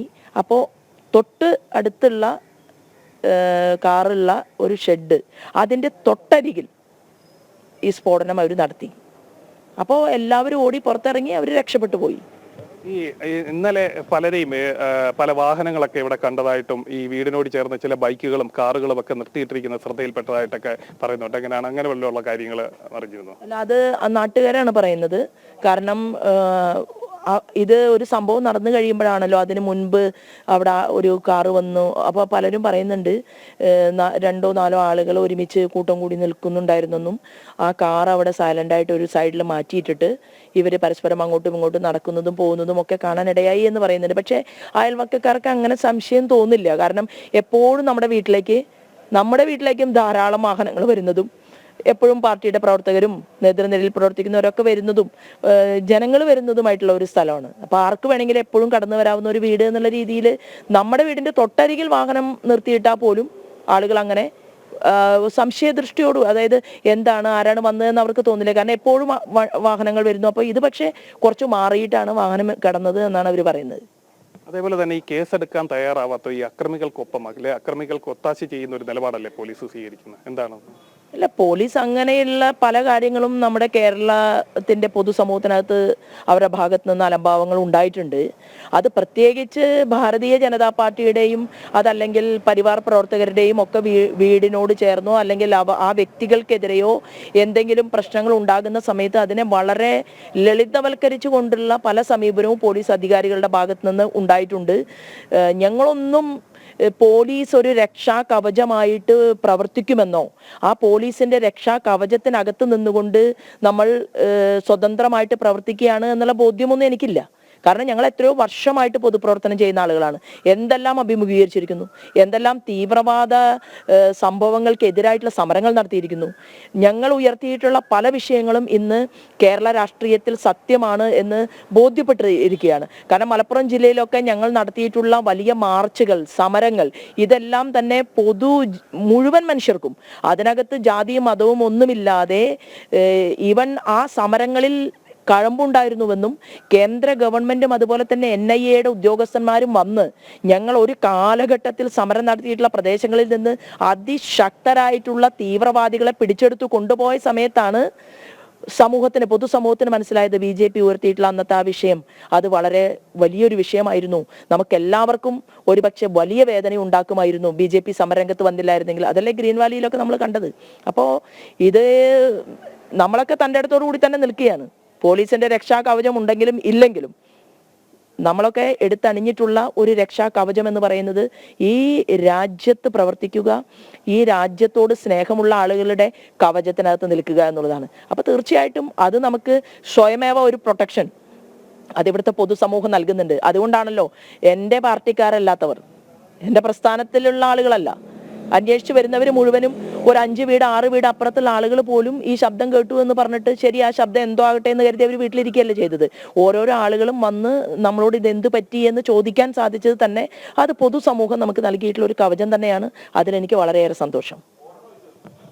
തീർച്ചയായിട്ടും സംഭവം നടന്ന ഇത്ര മണിക്കൂറുകൾ പിന്നിടുമ്പോഴും കേസെടുക്കാൻ തയ്യാറാവാത്ത അല്ലെങ്കിൽ അതിനെതിരെ നടപടി സ്വീകരിക്കാത്തത് പോലീസ് ഈ സംഭവത്തെ നിസ്സാരവൽക്കരിക്കുന്നു എന്നാണ് BJP വ്യക്തമാക്കുന്നത്. അതേപോലെ തന്നെ ഈ സംഭവം ഈ സ്ഫോടനം നടന്നതിന് ശേഷം ഈ സമീപവാസികളെല്ലാം ഇവിടേക്ക് എത്തിയെന്നും അത് BJP-ക്കാർക്കപ്പുറം മറ്റ് പൊതുസമൂഹത്തിലെ എല്ലാവരും ഈ സ്ഥലത്തെത്തിയെന്നും തന്നോട് വിവരശേഖരണം നടത്തിയെന്നും ശോഭാ സുരേന്ദ്രൻ വ്യക്തമാക്കുന്നുണ്ട്. അതേപോലെ തന്നെ മറ്റൊരു പ്രധാനപ്പെട്ട വിവരം, ഇന്നലെ ഈ പ്രദേശത്ത് ഉച്ചയ്ക്ക് ശേഷം പല വാഹനങ്ങളും ചില കാറുകളും അതേപോലെ തന്നെ ഇരുചക്ര വാഹനങ്ങളും പല ഭാഗത്തായിട്ട് നിർത്തിയിട്ടിരിക്കുന്ന ശ്രദ്ധയിൽപ്പെട്ടതായിട്ട് നാട്ടുകാർ പറഞ്ഞിട്ടുണ്ട്. അവർ ഈ വീടിന്റെ സമീപത്തു കൂടി അടക്കം നടക്കുന്നതായിട്ടും അവർ വ്യക്തമാക്കുന്നു. എന്തായാലും പോലീസ് അല്പസമയത്തിനുള്ളിൽ ഉന്നത ഉദ്യോഗസ്ഥർ ഇവിടേക്ക് എത്തുമെന്നും പരിശോധനകൾ നടത്തുമെന്നും ഉള്ള വിവരവും നമുക്ക് ലഭിക്കുന്നുണ്ട്. വീണ, അതേസമയം സനു, ഒരു കാര്യം കൂടി, ഈ പോലീസിന്റെ ഭാഗത്തു നിന്ന് എന്തെങ്കിലും ഒരു പ്രതികരണം ഈ വിഷയത്തിൽ വന്നിട്ടുണ്ടോ? അതായത് ഇന്നലെ ഈ സംഭവസ്ഥലം എത്തി പരിശോധിക്കുകയും മറ്റും ചെയ്തതിനു ശേഷവും ഏത് തരത്തിലുള്ള ബോംബാണ് അവർ പ്രയോഗിച്ചത്, മറ്റ് CCTV ദൃശ്യങ്ങൾ സമീപ സ്ഥലങ്ങളിൽ നിന്ന് അവർ പരിശോധിക്കാൻ ശ്രമിച്ചിട്ടുണ്ടോ, അതിൽ നിന്ന് ഏതെങ്കിലും സംശയകരമായ വാഹനങ്ങൾ കണ്ടെടുത്തിട്ടുണ്ടോ? ഒരു അന്വേഷണം അങ്ങനെയൊക്കെയാണല്ലോ മുന്നോട്ട് പോവുക. അതിൽ FIR ഇട്ടിട്ടില്ലാത്തത് കൊണ്ട് തന്നെ അതിലെന്തൊക്കെ രേഖപ്പെടുത്തിയിട്ടുണ്ടെന്ന് നമുക്ക് വ്യക്തവുമല്ല. പക്ഷേ പോലീസിന്റെ ഭാഗത്തുനിന്ന് ഒരു പ്രതികരണം ഉണ്ടായിട്ടുണ്ടോ? അല്ലെങ്കിൽ സമീപവാസികൾക്ക് എന്തെങ്കിലും ഒരു സമാധാനപരമായി കഴിയുന്നതിന് ആവശ്യകത പറഞ്ഞുകൊണ്ട് ഇനിയൊന്നും സംഭവിക്കില്ല, ഞങ്ങൾ എല്ലാം സുരക്ഷയും നോക്കിയിട്ടുണ്ടെന്ന് പറയാനെങ്കിലും അവരെ കൊണ്ട് കഴിഞ്ഞിട്ടുണ്ടോ?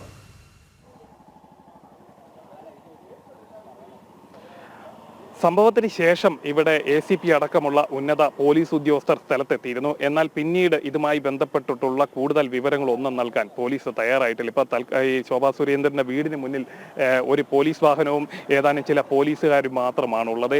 അല്പസമയത്തിനുള്ളിൽ ഉന്നത ഉദ്യോഗസ്ഥർ ഇവിടേക്ക് ACP അടക്കമുള്ളവർ പിന്നെയും എത്തുമെന്നുള്ള കാര്യമാണ് നമുക്കറിയാൻ സാധിക്കുന്നത്. അതേപോലെ തന്നെ ഇത്തരത്തിലൊരു സംഭവം നടന്നു കഴിഞ്ഞാൽ അതിൽ ഉടനടി നടപടി സ്വീകരിക്കേണ്ടത് ഒരു അനിവാര്യമായിട്ടൊരു ഘടകമാണ്. അല്ലെങ്കിൽ അതുമായി ബന്ധപ്പെട്ടുകൊണ്ടുള്ള കൂടുതൽ നടപടികളിലേക്കൊക്കെ പോലീസ് കടക്കേണ്ടത് അനിവാര്യമാണ്. എന്നാൽ ഈ ഒരു സംഭവം നടന്ന് ഇത്തരത്തിലൊരു സ്ഫോടനം നടന്ന് മണിക്കൂറുകൾ പിന്നിടുമ്പോഴും ഇത് നിസ്സാരവൽക്കരിക്കുന്നതിന് വേണ്ടിയിട്ടാണ് ഇവർ ശ്രമിക്കുന്നത് എന്നാണ് BJP പ്രധാനമായിട്ടും ആരോപിക്കുന്നത്. അതായത് ഈ റോഡ് വളരെ ഏറെ തിരക്കുള്ള റോഡാണ്. ഇതിന് സമീപം ഇത്തരത്തിലുള്ളൊരു സംഭവം നടന്നിട്ടും ഈ സമീപവാസികളടക്കം വലിയൊരു ആശങ്കയിലിരിക്കുന്ന സമയത്ത് പോലും ഇതിനെതിരെ ഒരു കടുത്ത നടപടി ഉണ്ടാവാനോ അല്ലെങ്കിൽ മറ്റ് കാര്യങ്ങളിലേക്ക് കടക്കാൻ പോലീസ് ഇതുവരെ തയ്യാറായിട്ടില്ല എന്നുള്ളതാണ് പ്രധാനപ്പെട്ട ഒരു വിവരം. എന്തായാലും ഈ പോലീസിന്റെ ഈ ഒരു നിസ്സഹകരണം തുടർന്നാൽ ശക്തമായിട്ടുള്ള ഒരു പ്രതിഷേധം തുടങ്ങുമെന്ന് അല്ലെങ്കിൽ പ്രതിഷേധ പരിപാടികളുമായിട്ട് മുന്നോട്ട് പോകുമെന്ന് BJP ജില്ലാ കമ്മിറ്റിയും അറിയിച്ചിട്ടുണ്ട്. വീണ, ശരി സനു, ഏതായാലും കൂടുതൽ വിവരങ്ങൾക്കായി വീണ്ടും വരാം സനുവിലേക്ക്. മറ്റു ചില വാർത്തകൾ കൂടി നോക്കിയതിനു ശേഷം വളരെ ഗൗരവത്തോടെ കണക്കിലെടുക്കേണ്ട ഒരു വിഷയം കൂടിയാണിത്. ഈ ഗൗരവം എത്രത്തോളം പോലീസ് അധികാരികൾക്ക് ലഭ്യമായിട്ടുണ്ടെന്നുള്ള കാര്യം വ്യക്തമല്ല. പക്ഷേ എന്തായാലും നോക്കാം, ഇനി മുതിർന്ന പോലീസ് ഉദ്യോഗസ്ഥരൊക്കെ സംഭവ സ്ഥലത്തേക്ക് വരുമ്പോൾ എങ്ങനെയാണ് ഈ വിഷയത്തിൽ ഒരു അന്വേഷണം മുന്നോട്ട് പോവുക എന്നുള്ളതൊക്കെ നമുക്ക് നോക്കാം. വരും മണിക്കൂറുകളിൽ വരാം.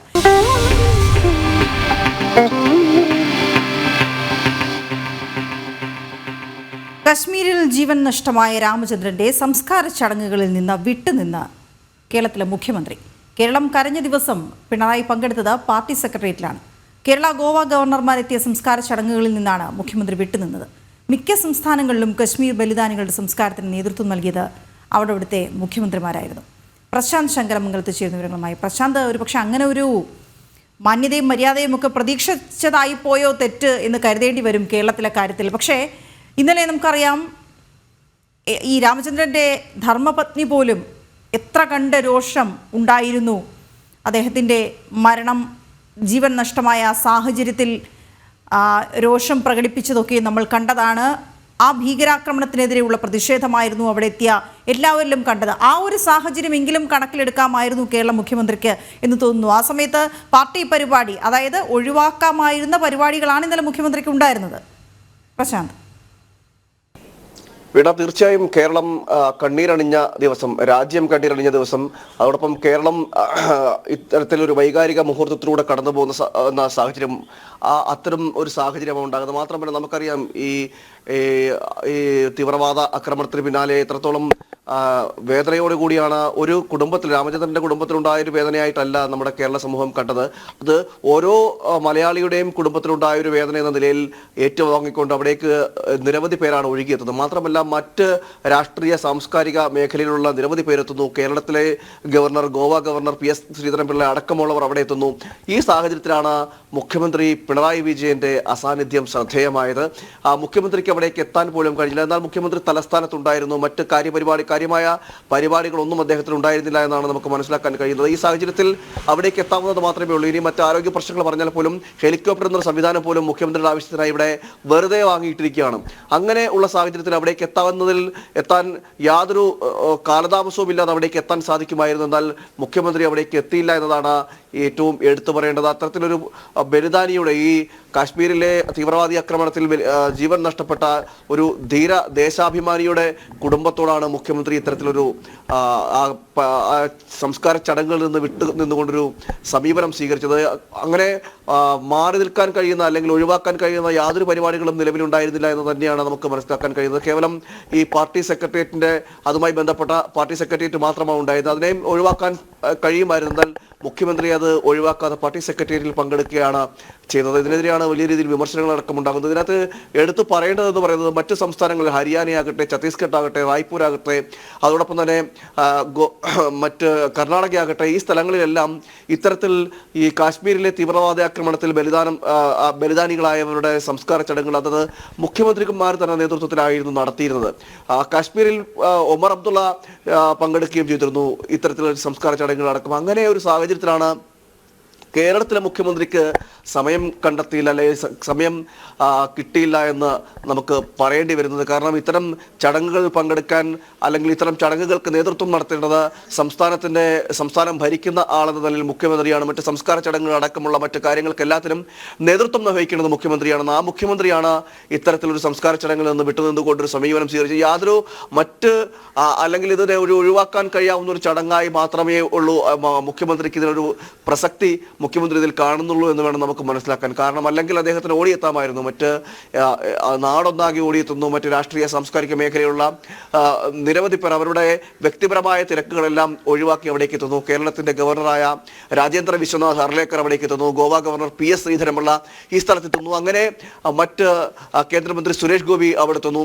അങ്ങനെ എല്ലാവരും അവിടേക്ക് ഓടിയെത്തുകയും ആ കുടുംബത്തിനൊരു പിന്തുണ കൊടുക്കുകയും ആ കുടുംബത്തിന്റെ വേദനയോട് ആ കുടുംബത്തെ ചേർത്ത് നിർത്തുകയും അവർക്ക് ആ വേദനയെ സ്വന്തം വേദന എന്ന രീതിയിൽ പങ്കിട്ടുകൊണ്ട് അവിടെ നിൽക്കുന്ന സാഹചര്യം ഉണ്ടായിട്ടുണ്ട്. അവർക്ക് ആശ്വാസം പകർന്നുകൊണ്ട് ആ സമയത്താണ് CPM സംസ്ഥാന സെക്രട്ടേറിയറ്റിൽ പങ്കെടുക്കുക എന്നൊരു കാരണം മാത്രം പറഞ്ഞുകൊണ്ട് അല്ലെങ്കിൽ ആ പങ്കെടുക്കാനായി മാത്രം ഈ ഒരു സംസ്കാര ചടങ്ങിൽ നിന്നും വിട്ടുനിന്നുകൊണ്ട് മുഖ്യമന്ത്രി ആ സ്ഥലത്തേക്ക് പോകുവാൻ പോലും തയ്യാറായില്ല എന്ന് പറയാൻ കഴിയുന്നത്.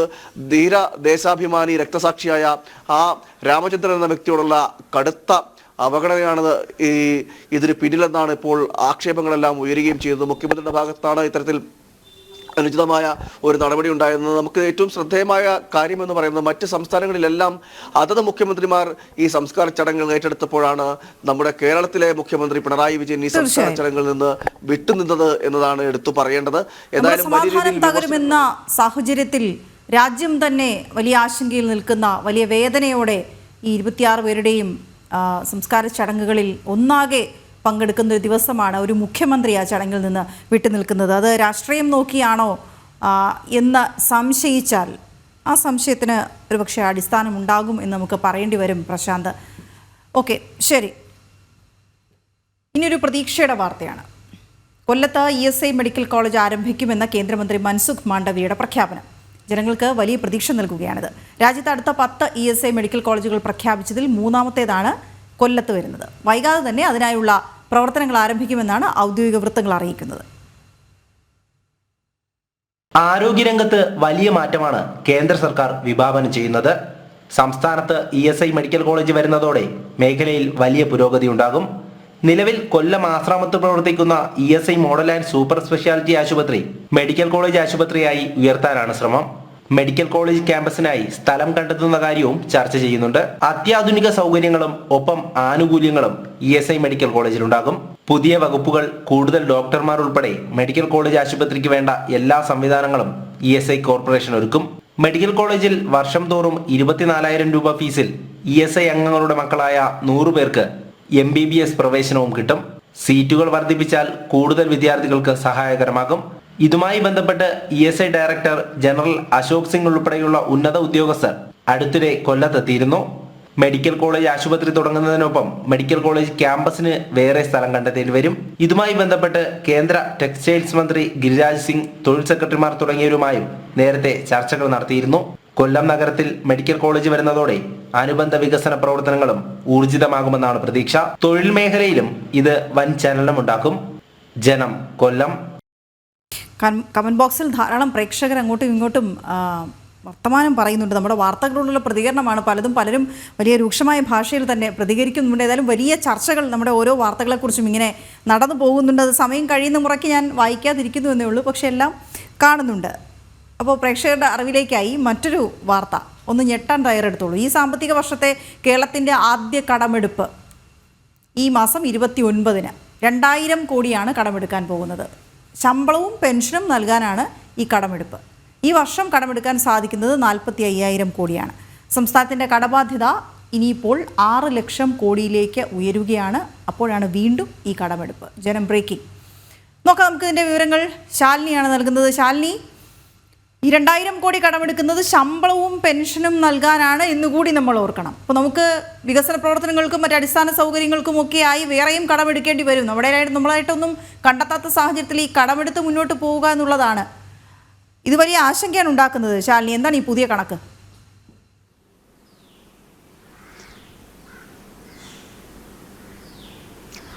വീണ, കഴിഞ്ഞ സാമ്പത്തിക വർഷം 48,864 കോടി രൂപയാണ് വിവിധ പദ്ധതികൾക്ക്, പിന്നെ ഈ പറഞ്ഞതുപോലെ ശമ്പളം, പെൻഷൻ അടക്കം നൽകാൻ സംസ്ഥാന സർക്കാർ കടമെടുത്തത് കേന്ദ്രത്തിൽ നിന്ന്. സമാനമായ സാഹചര്യം തന്നെയാണ് ഈ സാമ്പത്തിക വർഷവും നിലനിൽക്കുന്നത് എന്നുള്ളതാണ് ഈ മാസം 29-ാം തീയതി നടക്കുന്ന ലേലത്തിൽ നിന്ന് മനസ്സിലാക്കാൻ പോകുന്നത്.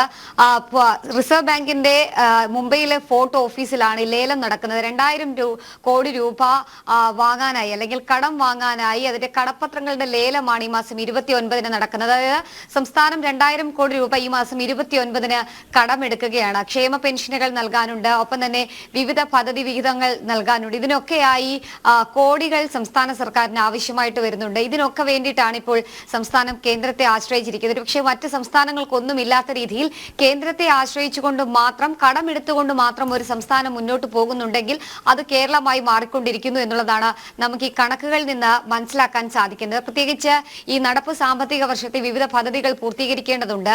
ക്ഷേമ പെൻഷനുകൾ നൽകേണ്ടതായിട്ടുണ്ട്. പ്രത്യേകിച്ച് ഈ KSRTC-കാർക്ക് ശമ്പളവും പെൻഷനും അടക്കം നൽകാൻ സംസ്ഥാന സർക്കാർ പണം നൽകുന്നുണ്ട്. ഈ പണം നൽകുന്നത് ഇത്തരത്തിൽ കടമെടുത്തുകൊണ്ടാണ് എന്നുള്ളതാണ് കണക്കുകൾ സൂചിപ്പിക്കുകയും ചെയ്തത്. കൂടാതെ വിവിധ ക്ഷേമ പദ്ധതികൾ മുടങ്ങിക്കിടക്കുന്നു. ക്ഷേമ പെൻഷനുകൾ മാസങ്ങളായി മുടങ്ങിക്കിടക്കുന്നു. ഈ മാസം തന്നെ 2 മാസത്തെ, അതായത് വരുന്ന മെയ് മാസം ഉൾപ്പെടെ 2 മാസത്തെ ക്ഷേമ പെൻഷൻ നൽകാൻ ധനവകുപ്പ് തീരുമാനിച്ചിരിക്കുന്ന സാഹചര്യം. അതൊക്കെ ഈ 29-ാം തീയതിയിലെ 2000 കോടി രൂപ മുന്നിൽ കണ്ടുകൊണ്ടാണ് എന്നുള്ളതാണ് വസ്തുതകൾ സൂചിപ്പിക്കുകയും ചെയ്യുന്നത്. കഴിഞ്ഞ വർഷവും സമാനമായി തന്നെ ക്ഷേമ പെൻഷനുകൾ നൽകാൻ വേണ്ടി മാത്രമല്ല, നിർമ്മാണ പദ്ധതികൾ പൂർത്തീകരിക്കാൻ വേണ്ടി ഇത്തരത്തിൽ കടമെടുക്കൽ സ്ഥിരമാക്കിയിരുന്നു. ഏകദേശം 45,000 കോടി രൂപയാണ് കേരളത്തിന് കടമെടുക്കാൻ കഴിയുക. അതിൽ നിന്ന് കൂടുതൽ പരിധിയിൽ സംസ്ഥാനം കഴിഞ്ഞ വർഷം കടമെടുത്തിരുന്നു. അത് തന്നെയാണ് 29,000 കോടി രൂപ സംസ്ഥാനം നിലവിൽ ഈ വർഷം തന്നെ കടമെടുത്തിട്ടുണ്ട്. അത് കിഫ്ബി വഴിയാണ് കടമെടുത്തിട്ടുള്ളത്. അപ്പോൾ 29,000 കോടി രൂപ കഴിഞ്ഞുള്ള തുക, അതായത് 45,000 കോടി രൂപയിൽ ബാക്കി തുക മാത്രമാണോ ഇനി ഈ നടപ്പ് സാമ്പത്തിക വർഷം സംസ്ഥാന സർക്കാരിന് ലഭിക്കുക എന്നൊരു ആശങ്ക കൂടി സർക്കാർ തലത്തിൽ നിലനിൽക്കുന്നുണ്ട്. അതിനിടയിലാണ് ഈ 2000 കോടി രൂപ ഇപ്പോൾ അടിയന്തരമായി സംസ്ഥാനം കടമെടുക്കാനുള്ള ലേലം ഈ 29-ാം തീയതി നടത്താൻ പോകുന്നത്. ഒപ്പം തന്നെ കഴിഞ്ഞ വർഷവും പല പദ്ധതികളും ഈ പണമില്ലാത്തതിന്റെ പേരിൽ വെട്ടിച്ചുരുക്കുന്ന സാഹചര്യങ്ങൾ ഉണ്ടായിരുന്നു. പദ്ധതി വിഹിതങ്ങൾ വെട്ടിക്കുറയ്ക്കുന്ന സാഹചര്യങ്ങളുണ്ടായിരുന്നു. അതേസമയം തന്നെ വാർഷികാഘോഷ പരിപാടികൾ ഒപ്പം തന്നെ സർക്കാരിന്റെ ആർഭാടവും ദൂർത്തും ഒരു ഭാഗത്ത് തുടരുകയും ചെയ്യുന്നു. ഈ ലഭ്യമാകുന്ന കോടികൾ ഒപ്പം തന്നെ സംസ്ഥാന സർക്കാർ നികുതി അടക്കം പിരിച്ചുകൊണ്ട് ആ പണം അടക്കം ഈ ആർഭാട പരിപാടികൾക്കായി മാറ്റിവെക്കുന്നു എന്നൊരു ആക്ഷേപം ഒരു ഭാഗത്ത് നിലനിൽക്കുകയാണ്. കഴിഞ്ഞ ദിവസം നമ്മൾ കണ്ടതാണ് സംസ്ഥാന സർക്കാരിന്റെ 4ാം വാർഷികാഘോഷ ചടങ്ങുകൾ സംസ്ഥാന വ്യാപകമായി നടന്നുകൊണ്ടിരിക്കുകയാണ്. ഇതിനും കോടികളാണ് ഖജനാവിൽ നിന്ന് വകമാറ്റുന്നത്. അതേസമയം തന്നെ ക്ഷേമ പെൻഷനുകൾ ലഭ്യമാകാതെ വിവിധ പദ്ധതികളുടെ ലൈഫ് അടക്കമുള്ള ഭവന നിർമ്മാണ പദ്ധതികളുടെ അടക്കം വിഹിതം ലഭിക്കാതെ സംസ്ഥാനത്ത് ദുരിതം അനുഭവിക്കുന്നത് ആയിരക്കണക്കിനും പതിനായിരക്കണക്കിനും സാധാരണക്കാരാണ് എന്നുള്ളതാണ് ഏറ്റവും പ്രധാനപ്പെട്ട വസ്തുത. ഈ വസ്തുതകൾ മുന്നിൽ നിൽക്കുമ്പോൾ തന്നെയാണ് വീണ്ടും ഒരു കടമെടുക്കലിലേക്ക് സംസ്ഥാനം നീങ്ങുന്നത് എന്നുള്ളതാണ് ഏറ്റവും ശ്രദ്ധേയമായിട്ടുള്ള കാര്യം. അതിന്റെ നടപടികൾ സംസ്ഥാന സർക്കാർ വേഗത്തിലാക്കുകയാണ്. ഇനി വളരെ ചുരുക്കം ദിവസങ്ങൾ മാത്രമാണ് ഉള്ളത്. ആ ചുരുക്കം ദിവസങ്ങൾക്കുള്ളിൽ പരമാവധി തുക കടമെടുത്ത് സംസ്ഥാനത്തെ മുന്നോട്ട് കൊണ്ടുപോകാനാണ് ഇടത് സർക്കാർ ശ്രമം നടത്തുകയും ചെയ്യുന്നത്. ആ കടമെടുക്കലിനെ കാര്യമായി തന്നെ വിമർശിച്ചുകൊണ്ട് പല നേതാക്കന്മാരും കഴിഞ്ഞ ദിവസങ്ങളൊക്കെ രംഗത്തെത്തിയിരുന്നു. എന്തായാലും ആ ഒരു കടമെടുക്കലില്ലാതെ സംസ്ഥാനത്തിന് മുന്നോട്ട് പോകാൻ ഈ സാമ്പത്തിക വർഷവും കഴിയില്ല എന്നുള്ളതാണ് ഈ 29ാം തീയതിയിലെ നടപടിയിൽ നിന്നും ഒപ്പം തന്നെ ലേലത്തിൽ നിന്നും നമുക്ക് മനസ്സിലാക്കാൻ സാധിക്കുക. വീണ, ഓക്കെ, ശരി ശാലിനി. കടമെടുക്കുന്നു എന്ന് പറയുന്നത് കേൾക്കാൻ അത്ര സുഖകരമായ കാര്യമൊന്നുമല്ല. കാരണം നമ്മുടെ തലയിൽ തന്നെയാണല്ലോ എല്ലാം വരിക. പക്ഷേ ഈ ശമ്പളവും ക്ഷേമ പെൻഷനും ഒക്കെ കൊടുക്കാനാണ് കടമെടുക്കുന്നതെന്നാണ് പറയുന്നത്. പക്ഷെ വകമാറ്റാൻ മിടുക്കരാണ് നമ്മുടെ സർക്കാരിലുള്ള ആളുകൾ എന്നുള്ളത് കൊണ്ട് തന്നെ അത് കേട്ട് സന്തോഷിക്കുന്ന ഈ പെൻഷൻ ലഭിക്കുന്ന ആളുകളൊക്കെ സന്തോഷിക്കുമ്പോൾ തന്നെ അത് കിട്ടുമോ എന്ന് കണ്ടറിയാം, അതോ വകമാറ്റി വേറെ വല്ലതിലേക്കും പോകുമോ എന്ന് കൂടി നമ്മൾ അറിയേണ്ടതുണ്ട്. ഒക്കെ നമുക്ക് നോക്കാം. കണക്കുകളൊക്കെ വിവരാവകാശ നിയമപ്രകാരവും അല്ലാതെയും ഒക്കെ നമുക്ക് കൃത്യമായി കിട്ടുന്നുണ്ടല്ലോ.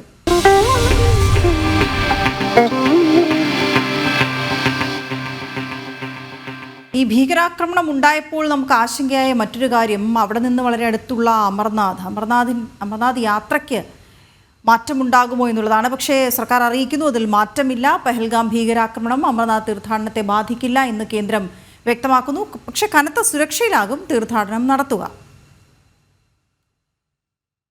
भारत के लोगों में इतना सामर्थ्य है, इतनी हिम्मत है, इतना आत्मविश्वास है कि जल्द ही फिर एक बार पर्यटन वहाँ शुरू होगा, उद्योग वहाँ जाएगा, अमरनाथ की यात्रा होगी और कश्मीर जो विकास के मार्ग पे चल पड़ा है उसको कोई रोक नहीं सकता. ഗൗതം അനന്തനാരായണൻ വിവരങ്ങളുമായി ചേരുകയാണ്. ഗൗതം, അത് വലിയ ആശ്വാസമുള്ള വാർത്തയാണ്. കാരണം ഇങ്ങനൊരു ഭീകരാക്രമണം ഉണ്ടായപ്പോൾ എല്ലാവരും ആശങ്കപ്പെട്ടൊരു കാര്യം ഇത്തവണത്തെ തീർത്ഥാടനത്തെ ബാധിക്കുമോ എന്നുള്ളതാണ്. പക്ഷേ യാത്രയ്ക്ക് മാറ്റം ഉണ്ടാകില്ല, തയ്യാറെടുക്കാം, കനത്ത സുരക്ഷ ഉണ്ടാകുമെന്ന കാര്യം കേന്ദ്രം വ്യക്തമാക്കുകയാണ്. എങ്ങനെയായിരിക്കും അത് ഈ കൂടുതൽ സുരക്ഷ ഏർപ്പാടാക്കുക ഈ ഒരു ഭീകരാക്രമണത്തിന്റെ പശ്ചാത്തലത്തിൽ കൂടി?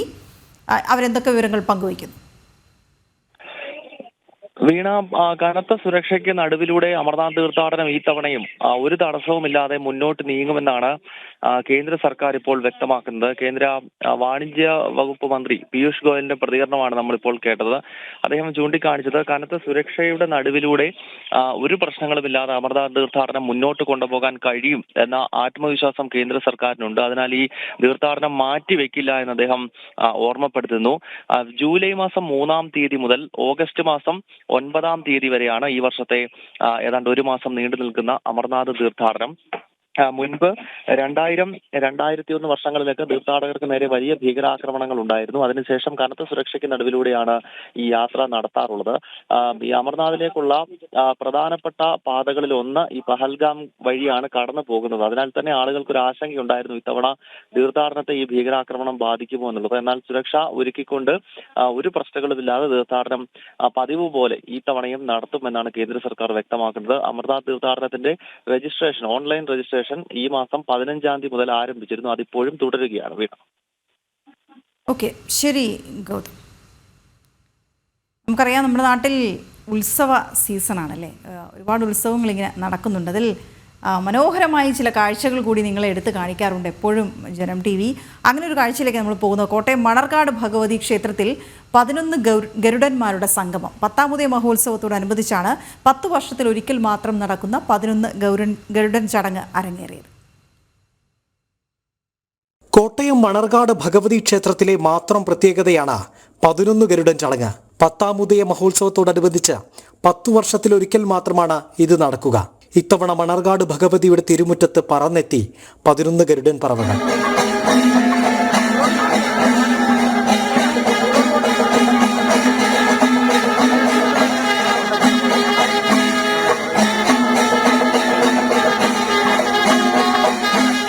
ലക്ഷ്മി വിലാസം സുധാകര കൈമളുടെ വസതിയിൽ നിന്നുമാണ് ഗരുഡൻ വഴിപാടായി എത്തിയത്. ഗരുഡനുകളെല്ലാം കളിത്തട്ടിൽ പറന്നതിന് ശേഷം 11 ചാടിന്റെ ചുമതല വഹിക്കുന്ന അവകാശിയായ തച്ചനും വഴിപാട് നടത്തുന്ന കുടുംബക്കാരും ക്ഷേത്ര ഭരണസമിതി ഭാരവാഹികളും അടിയന്തരക്കാരും ചേർന്ന് ശ്രീലകത്തു നിന്നും ആവാഹിച്ച തൂക്കുവിളക്ക്, പൂമാല, ഉടയാട ഇവ അനുവാദം വാങ്ങി തച്ചനെ ഏൽപ്പിച്ചു. മേൽശാന്തി കർപ്പൂരമൊഴിഞ്ഞതോടുകൂടി ഗരുഡന്മാർ ഒറ്റച്ചാടിൽ കയറി ചുണ്ട കുത്തിയ ശേഷം തച്ചന്റെ അനുവാദത്തോടുകൂടി ചാടുവലിച്ച് 6 മണിയോടെ ക്ഷേത്രനടയിൽ എത്തിച്ചേർന്നു.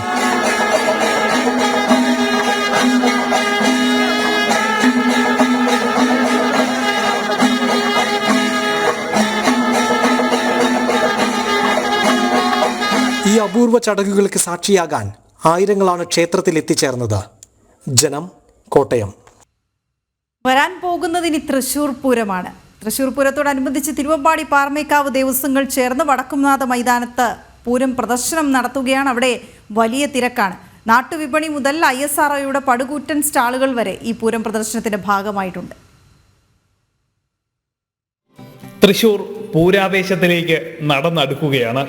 തൃശൂർ പൂരം മെയ് 6-നാണെങ്കിലും പൂരനഗരിയിലേക്കും പൂരം പ്രദർശനിയിലേക്കും ജനങ്ങളുടെ ഒഴുക്കാണ്.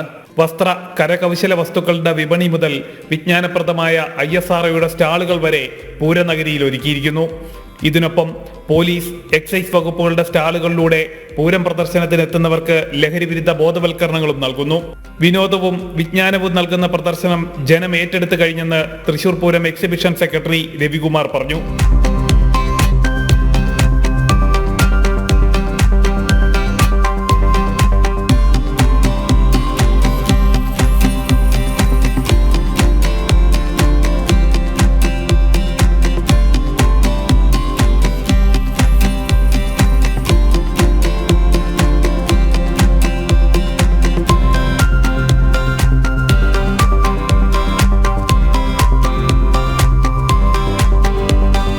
പൂരത്തിൻ്റെ ഒരുക്കങ്ങൾ ഏകദേശം അവസാന ഘട്ടത്തിലാണ്.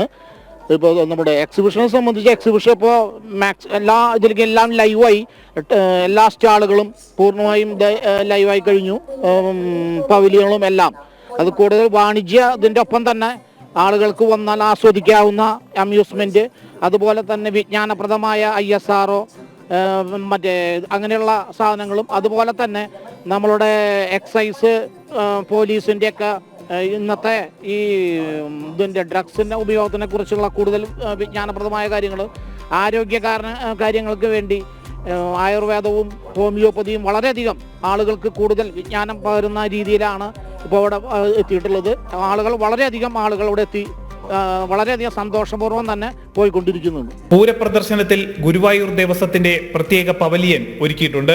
ഇവിടെ അമൂല്യമായ താളിയോല ഗ്രന്ഥങ്ങളും വിഗ്രഹങ്ങളും വിവിധ തരം ശില്പങ്ങളും കൗതുക കാഴ്ചയൊരുക്കുന്നു.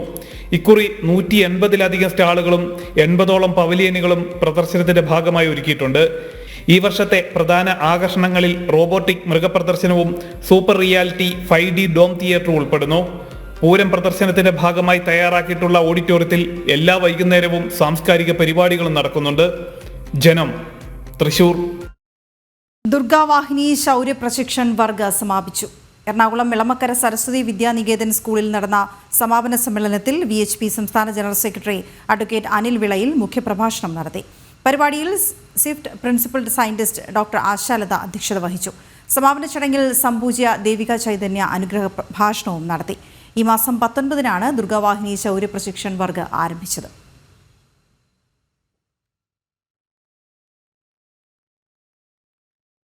പോപ്പ് ഫ്രാൻസിസിന് വിട നൽകാൻ ലോകം. കബറടക്ക ചടങ്ങുകൾ ഇന്ന് ഇന്ത്യൻ സമയം 1:30-ന് സെന്റ് പീറ്റേഴ്സ് ചത്തുരത്തിൽ ദിവ്യബലിയോടെ ആരംഭിക്കും.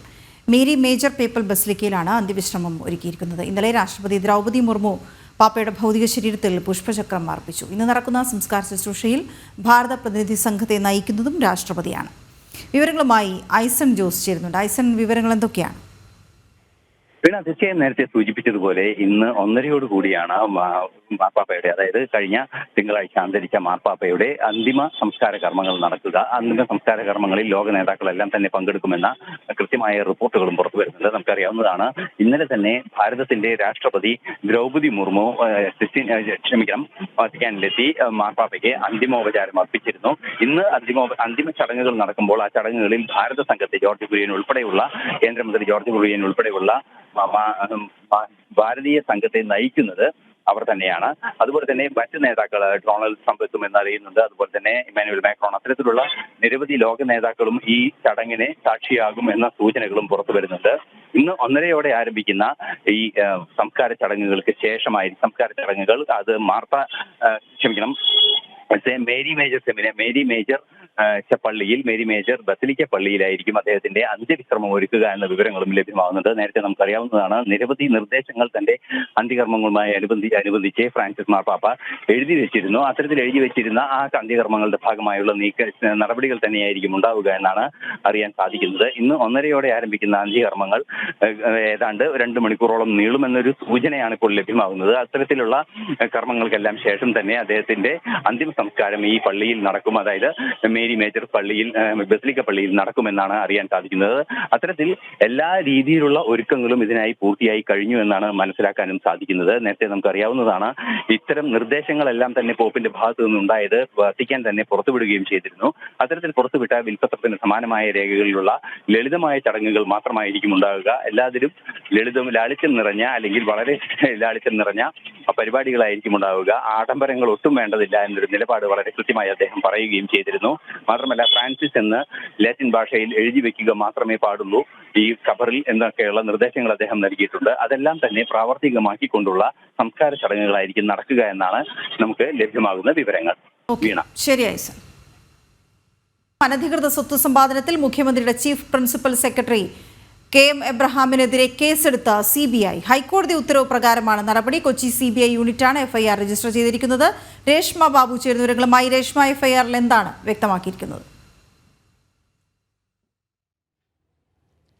വീണ, അഴിമതി നിരോധന വകുപ്പ് പ്രകാരം തന്നെയാണ് കൊച്ചി CBI യൂണിറ്റ് മുഖ്യമന്ത്രിയുടെ ചീഫ് പ്രിൻസിപ്പൽ സെക്രട്ടറി ആയിട്ടുള്ള KM എബ്രഹാമിനെതിരെ കേസെടുത്തിട്ടുള്ളത്. ഈ FIR ഇന്നലെ വൈകിട്ടോടു കൂടിയാണ് കൊച്ചി CBI യൂണിറ്റ് രജിസ്റ്റർ ചെയ്തിരിക്കുന്നത്. FIRന്റെ പകർപ്പടക്കം തിരുവനന്തപുരത്തെ CBI കോടതിയിൽ സമർപ്പിക്കുമെന്നാണ് അറിയാൻ സാധിക്കുന്നത്.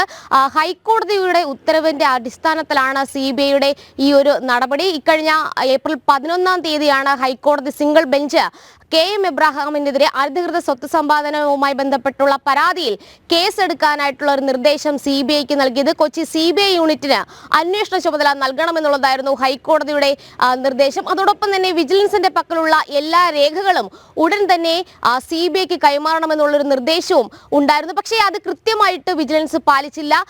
ഈ രേഖകൾ കൈമാറുന്നതിലടക്കം ഒരു കാലതാമസം വിജിലൻസിന്റെ ഭാഗത്തു നിന്നും ഉണ്ടായി. ഇതിന്റെ അടിസ്ഥാനത്തിൽ CBI മറ്റു തരത്തിലുള്ള, അതായത് ഈ പരാതിക്കാരനായിട്ടുള്ള ജോമോൻ പുത്തൻപുരയ്ക്കലിന്റെ അടക്കം മൊഴികൾ രേഖപ്പെടുത്തുവാനായിട്ടുള്ള ആദ്യഘട്ട നടപടികളിലേക്ക് CBI കടന്നിരുന്നു. അതിനിടയിൽ തന്നെയാണ് FIR രജിസ്റ്റർ ചെയ്തുകൊണ്ടുള്ള നടപടി കൂടി ഈ ഘട്ടത്തിൽ വരുന്നത്.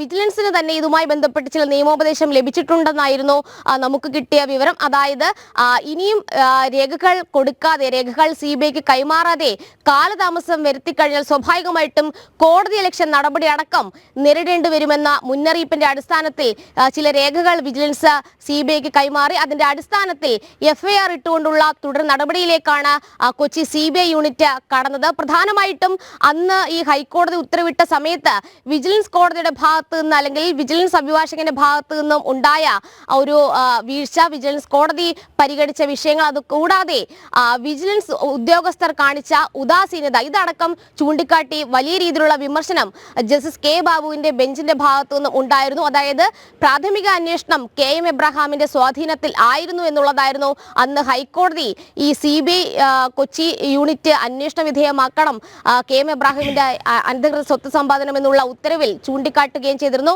അതായത് 2014-15 കാലഘട്ടത്തിൽ എത്ര രൂപയാണ് അനധികൃതമായിട്ട് KM എബ്രഹാം സമ്പാദിച്ചത്, ഇതുമായി ബന്ധപ്പെട്ടുള്ള കാര്യങ്ങളൊന്നും തന്നെ വിജിലൻസ് അന്വേഷണ പരിധിയിൽ ഉൾപ്പെടുത്തിയില്ല. അതുമാത്രമല്ല, ഈ കൊല്ലം കടപ്പാക്കടയിൽ 8 കോടി രൂപ വില വരുന്ന ഷോപ്പിംഗ് കോംപ്ലക്സ് KM എബ്രഹാമിനുണ്ട്. അത് പക്ഷെ ആദ്യഘട്ടത്തിൽ എബ്രഹാം നിഷേധിച്ചിരുന്നു. അതായത് തന്റെ സഹോദരന്റെ പേരിലുള്ളതാണ് എന്നുള്ള ഒരു കാര്യമായിരുന്നു ആദ്യഘട്ടത്തിൽ എബ്രഹാം ഉന്നയിച്ചത്. പക്ഷേ അത് പിന്നീട് സാധൂകരിക്കാൻ സാധിച്ചില്ല.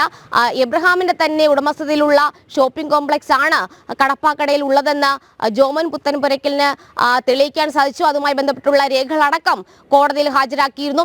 ഈ കടപ്പാക്കടയിലെ ഷോപ്പിംഗ് കോംപ്ലക്സിന്റെ വരുമാനം അടക്കം വിജിലൻസ് അന്വേഷണ വിധേയമാക്കിയില്ല, അന്വേഷണത്തിൽ ഉൾപ്പെടുത്തിയില്ല. അതുകൂടാതെ ഈ ഷോപ്പിംഗ് കോംപ്ലക്സിന്റെ നിർമ്മാണ പ്രവർത്തനങ്ങൾക്ക് കൈമാറിയ പണം, അതിന്റെ സോഴ്സ് അടക്കം വിജിലൻസ് അന്വേഷണത്തിൽ ഉൾപ്പെടുത്തിയില്ല. തുടങ്ങിയ വലിയ രീതിയിലുള്ള വീഴ്ചകളൊക്കെ തന്നെ ചൂണ്ടിക്കാട്ടിക്കൊണ്ടായിരുന്നു ഹൈക്കോടതി CBIക്ക് ഈ ഒരു പരാതി കേസായിട്ട് രജിസ്റ്റർ ചെയ്യണമെന്നുള്ള ഉത്തരവിലേക്ക് കടന്നത്. അതിന്റെ അടിസ്ഥാനത്തിൽ തുടർ നടപടി എന്നുള്ള രീതിയിലാണ് കൊച്ചി CBI യൂണിറ്റ് എബ്രഹാമിനെതിരെ കേസെടുത്തത്. FIR രജിസ്റ്റർ ചെയ്തിരിക്കുന്ന FIRന്റെ പകർപ്പ് തിരുവനന്തപുരം CBI കോടതിക്ക് കൈമാറും. അതിന്റെ തുടർ നടപടികളും വരും ദിവസങ്ങളിൽ ഉണ്ടാകുമെന്നാണ് അറിയാൻ സാധിക്കുന്നത്. നേരത്തെ മുഖ്യമന്ത്രി എബ്രഹാമിനെ സംരക്ഷിക്കുന്ന ഒരു നിലപാട് സ്വീകരിച്ചതും കൂടി ഈ ഘട്ടത്തിൽ പറയേണ്ടതുണ്ട്. അതായത് നിയമപരമായിട്ടുള്ള എല്ലാ നടപടികളും സ്വീകരിക്കാനായിട്ട് എബ്രഹാമിന് സാധിക്കുമെന്നുള്ളതായിരുന്നു മുഖ്യമന്ത്രിയുടെ നിലപാട്.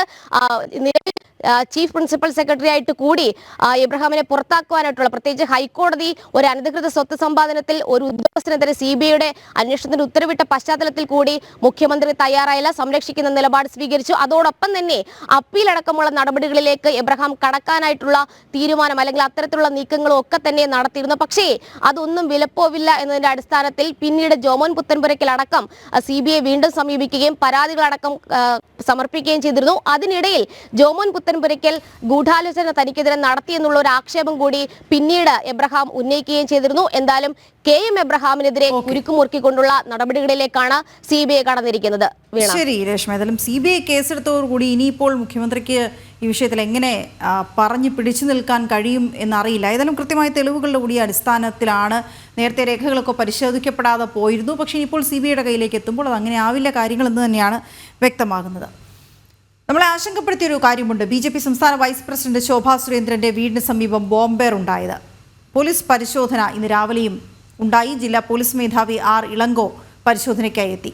ഇന്നലെ രാത്രിയായിരുന്നു ശോഭയുടെ അയൽവാസിയുടെ വീട്ടിലേക്ക് അജ്ഞാതർ ബോംബെറിഞ്ഞത്. സംഭവം വാർത്തയായതിനു പിന്നാലെ മാത്രമാണ് പോലീസ് പരിശോധനയ്ക്ക് പോലും തയ്യാറായത്. FIR ഇടാൻ വൈകുന്നത് പോലീസ് ഒത്തുകളിയുടെ തെളിവാണെന്ന് ശോഭാ സുരേന്ദ്രൻ ആരോപിച്ചു. എല്ലാ വീട്ടിൻ്റെ ഉള്ളിലിരുന്ന ആളുകളും അത്രയും ശക്തമായിട്ടുള്ള ശബ്ദം കേട്ടതുകൊണ്ടാണ് എല്ലാവരും പുറത്തിറങ്ങിയത്. ഇപ്പോൾ പോലീസ് അവരോടെല്ലാം തന്നെ സംസാരിച്ചു. ഇപ്പോൾ സംസാരിച്ച സമയത്ത് ഇപ്പോൾ നേരെ ഈ തൊട്ടടുത്ത വീട്ടിലെ സഹോദരി പറഞ്ഞു, വളരെ വലിയൊരു ശബ്ദം കേട്ടിട്ട് ഞങ്ങൾ ഓടി വന്നു. പക്ഷേ വാഹനം, ഒരു കാറ് കിടക്കുന്നുണ്ടായിരുന്നു, ബൈക്കുകളും ഉണ്ടായിരുന്നു. അപ്പോൾ അവർക്കത് ഐഡൻറ്റിഫൈ ചെയ്യാനായിട്ട് ആർക്കും പറ്റിയിട്ടില്ല. കാരണം അവരകത്തുനിന്ന് പുറത്തു വരുന്ന അതേ വേഗതയിൽ തന്നെയാണ് ശബ്ദം കേട്ട് ഞാൻ അടുക്കളയിലായിരുന്നു. അടുക്കളയിൽ നിന്ന് ഉമ്മറും കടന്ന് ഞാൻ പുറത്തേക്ക് വരുന്നത്. ആര് ഇത് ചെയ്തു, എന്താണ് ഇന്നത്തെ ദിവസത്തെ പ്രത്യേകത? അപ്പോൾ ഈ ഒരു ദിവസം അങ്ങനെ ഇത്തരം ഒരു വിഷയം ചെയ്യാനായിട്ട് എന്തിനാണ് തിരഞ്ഞെടുത്തത്? അത് എന്നെ ലക്ഷ്യം വെച്ചുകൊണ്ട് എന്ന് പറഞ്ഞാൽ എൻ്റെ പാർട്ടിയെ ലക്ഷ്യം വെച്ചുകൊണ്ട് എന്തിനാണ് അങ്ങനെ ഒരു സാഹചര്യം ക്രിയേറ്റ് ചെയ്തിട്ടുള്ളത്? അതിൻ്റെ പിറകിൽ ആരാ പ്രവർത്തിച്ചിട്ടുള്ളത്? എന്തായാലും വീട് അറിയാത്ത ആളുകളാണ് വന്നത് എന്നാണ് നമുക്ക് അനുമാനിക്കാൻ സാധിക്കുക. ഇതൊന്നും നമ്മളല്ല കണ്ടെത്തേണ്ടത്. കാരണം പോലീസ് അധികാരികളാണ് ഇതിനെല്ലാം തന്നെ മറുപടി പറയേണ്ടത്. അവരത് കൃത്യമായിട്ട് അന്വേഷിച്ച് കണ്ടെത്തണം എന്നാണ് പാർട്ടിയുടെ താല്പര്യം. സാനു സജീവിച്ചിരുന്നുണ്ട് വിവരങ്ങളുമായി. സാനു, ഏതായാലും ഈ വാർത്ത കൊടുത്തതോടുകൂടി എങ്കിലും പോലീസ് പരിശോധനയ്ക്ക് ഗൗരവത്തോടെ എത്തിയിട്ടുണ്ട് എന്നുള്ളതാണ്. ഇളങ്കോ ഇവിടെ ഈ വീട് സന്ദർശിക്കുന്ന സാഹചര്യം ഉണ്ടായി. അതിനുശേഷം ഒരു പ്രാഥമിക പരിശോധനയൊക്കെ വീണ്ടും ഇന്ന് കൂടി നടത്തിയതിനു ശേഷവും എന്തെങ്കിലും നിഗമനങ്ങളിലേക്കൊക്കെ പോലീസ് എത്തുന്നുണ്ടോ? FIR ഉണ്ടാകുമോ?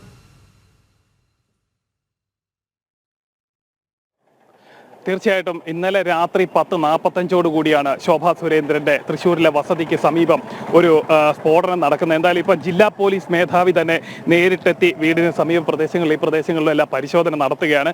അതായത് ഈ പൊട്ടിത്തെറി ഉണ്ടായത് അധികം വ്യാപ്തി ഉണ്ടാക്കുന്ന തരത്തിലുള്ള സ്ഫോടക വസ്തുവല്ല, മറിച്ച് ഈ പൊട്ടിത്തെറി ഉണ്ടായ പ്രദേശത്തിന്റെ പ്രാധാന്യം കണക്കിലെടുത്തുകൊണ്ട് ഒരു പ്രത്യേക അന്വേഷണ സംഘത്തെ തന്നെ നിയോഗിക്കുമെന്ന് ജില്ലാ പോലീസ് മേധാവി വ്യക്തമാക്കിയിട്ടുണ്ട്. അതായത് ഈ ഇന്നലെ വൈകിട്ട് ഉണ്ടായ സ്ഫോടനത്തിന് ശേഷം അതിനുശേഷം കൃത്യമായിട്ടുള്ള ഒരു അന്വേഷണമോ FIR അടക്കമുള്ള നടപടികൾ അടക്കം ഉണ്ടായിരുന്നില്ല. ഇത് BJP വലിയൊരു ആരോപണമായിട്ട് ഉന്നയിക്കുന്ന ഒരു സാഹചര്യത്തിലാണ് ജില്ലാ പോലീസ് മേധാവി തന്നെ ഈ സ്ഥലത്ത് സന്ദർശനം നടത്തി അടിയന്തര നടപടി ഉണ്ടാവുമെന്നും പരിശോധനകൾ നടത്തുമെന്നും ഈ പരിശോധനയ്ക്കായിട്ട് ഒരു പ്രത്യേക അന്വേഷണ സംഘത്തെ തന്നെ നിയോഗിക്കുമെന്നും ജില്ലാ പോലീസ് മേധാവി വ്യക്തമാക്കിയിട്ടുള്ളത്. എന്തായാലും ഇന്നലെ രാത്രി 10:45 കൂടിയാണ് ഇത്തരത്തിലൊരു സ്ഫോടനം നടക്കുന്നത്. ശോഭാ സുരേന്ദ്രന്റെ തൃശ്ശൂരിലെ വസതിക്ക് തൊട്ടു മുന്നിൽ ശോഭാ സുരേന്ദ്രന്റെ വീടിന് സമാനമായിട്ടുള്ള മറ്റൊരു വീടിന് മുന്നിൽ തന്നെ ഏകദേശം മീറ്ററുകളുടെ വ്യത്യാസത്തിലുള്ള മാത്രം അകലത്തിലുള്ള ഒരു വീടിന് മുന്നിലാണ് സ്ഫോടനം നടത്തിയത്. ശോഭാ സുരേന്ദ്രനും അതേപോലെ തന്നെ BJP നേതാക്കളും വ്യക്തമാക്കിയത് തങ്ങളെ ലക്ഷ്യം വെച്ചുകൊണ്ടുള്ള ഒരു അക്രമമായിരുന്നു എന്നാണ് BJP പ്രധാനമായിട്ടും ആരോപിക്കുന്നത്. അതായത് മണിക്കൂറുകൾ കഴിഞ്ഞിട്ടും കേസെടുക്കാൻ തയ്യാറാവാത്തത് പോലീസ് അക്രമികളെ സംരക്ഷിക്കുന്നത് കൊണ്ടാണെന്ന് അടക്കമുള്ള കാര്യങ്ങളാണ് BJP ആരോപിച്ചിരുന്നത്. എന്തായാലും ഇപ്പോൾ ജില്ലാ പോലീസ് മേധാവി തന്നെ നേരിട്ടെത്തി പരിശോധന നടത്തിയിരിക്കുകയാണ്. നടപടികൾ അടിയന്തര ഉണ്ടാകുമെന്നും ജില്ലാ പോലീസ് മേധാവി വ്യക്തമാക്കിയിട്ടുണ്ട്. വീണ, അത് സനു, ഈ അന്വേഷണത്തിൽ പ്രത്യേക സംഘത്തെ നിയോഗിക്കുമെന്നൊക്കെ അദ്ദേഹം അറിയിച്ചിട്ടുണ്ടല്ലോ. എന്തെങ്കിലും പ്രത്യേകതകൾ അല്ലെങ്കിൽ എന്തെങ്കിലും പ്രധാനപ്പെട്ട സൂചനകൾ ഇവിടെ നിന്ന് കണ്ടെടുക്കാനായി എന്ന റിപ്പോർട്ടുകളുണ്ടോ?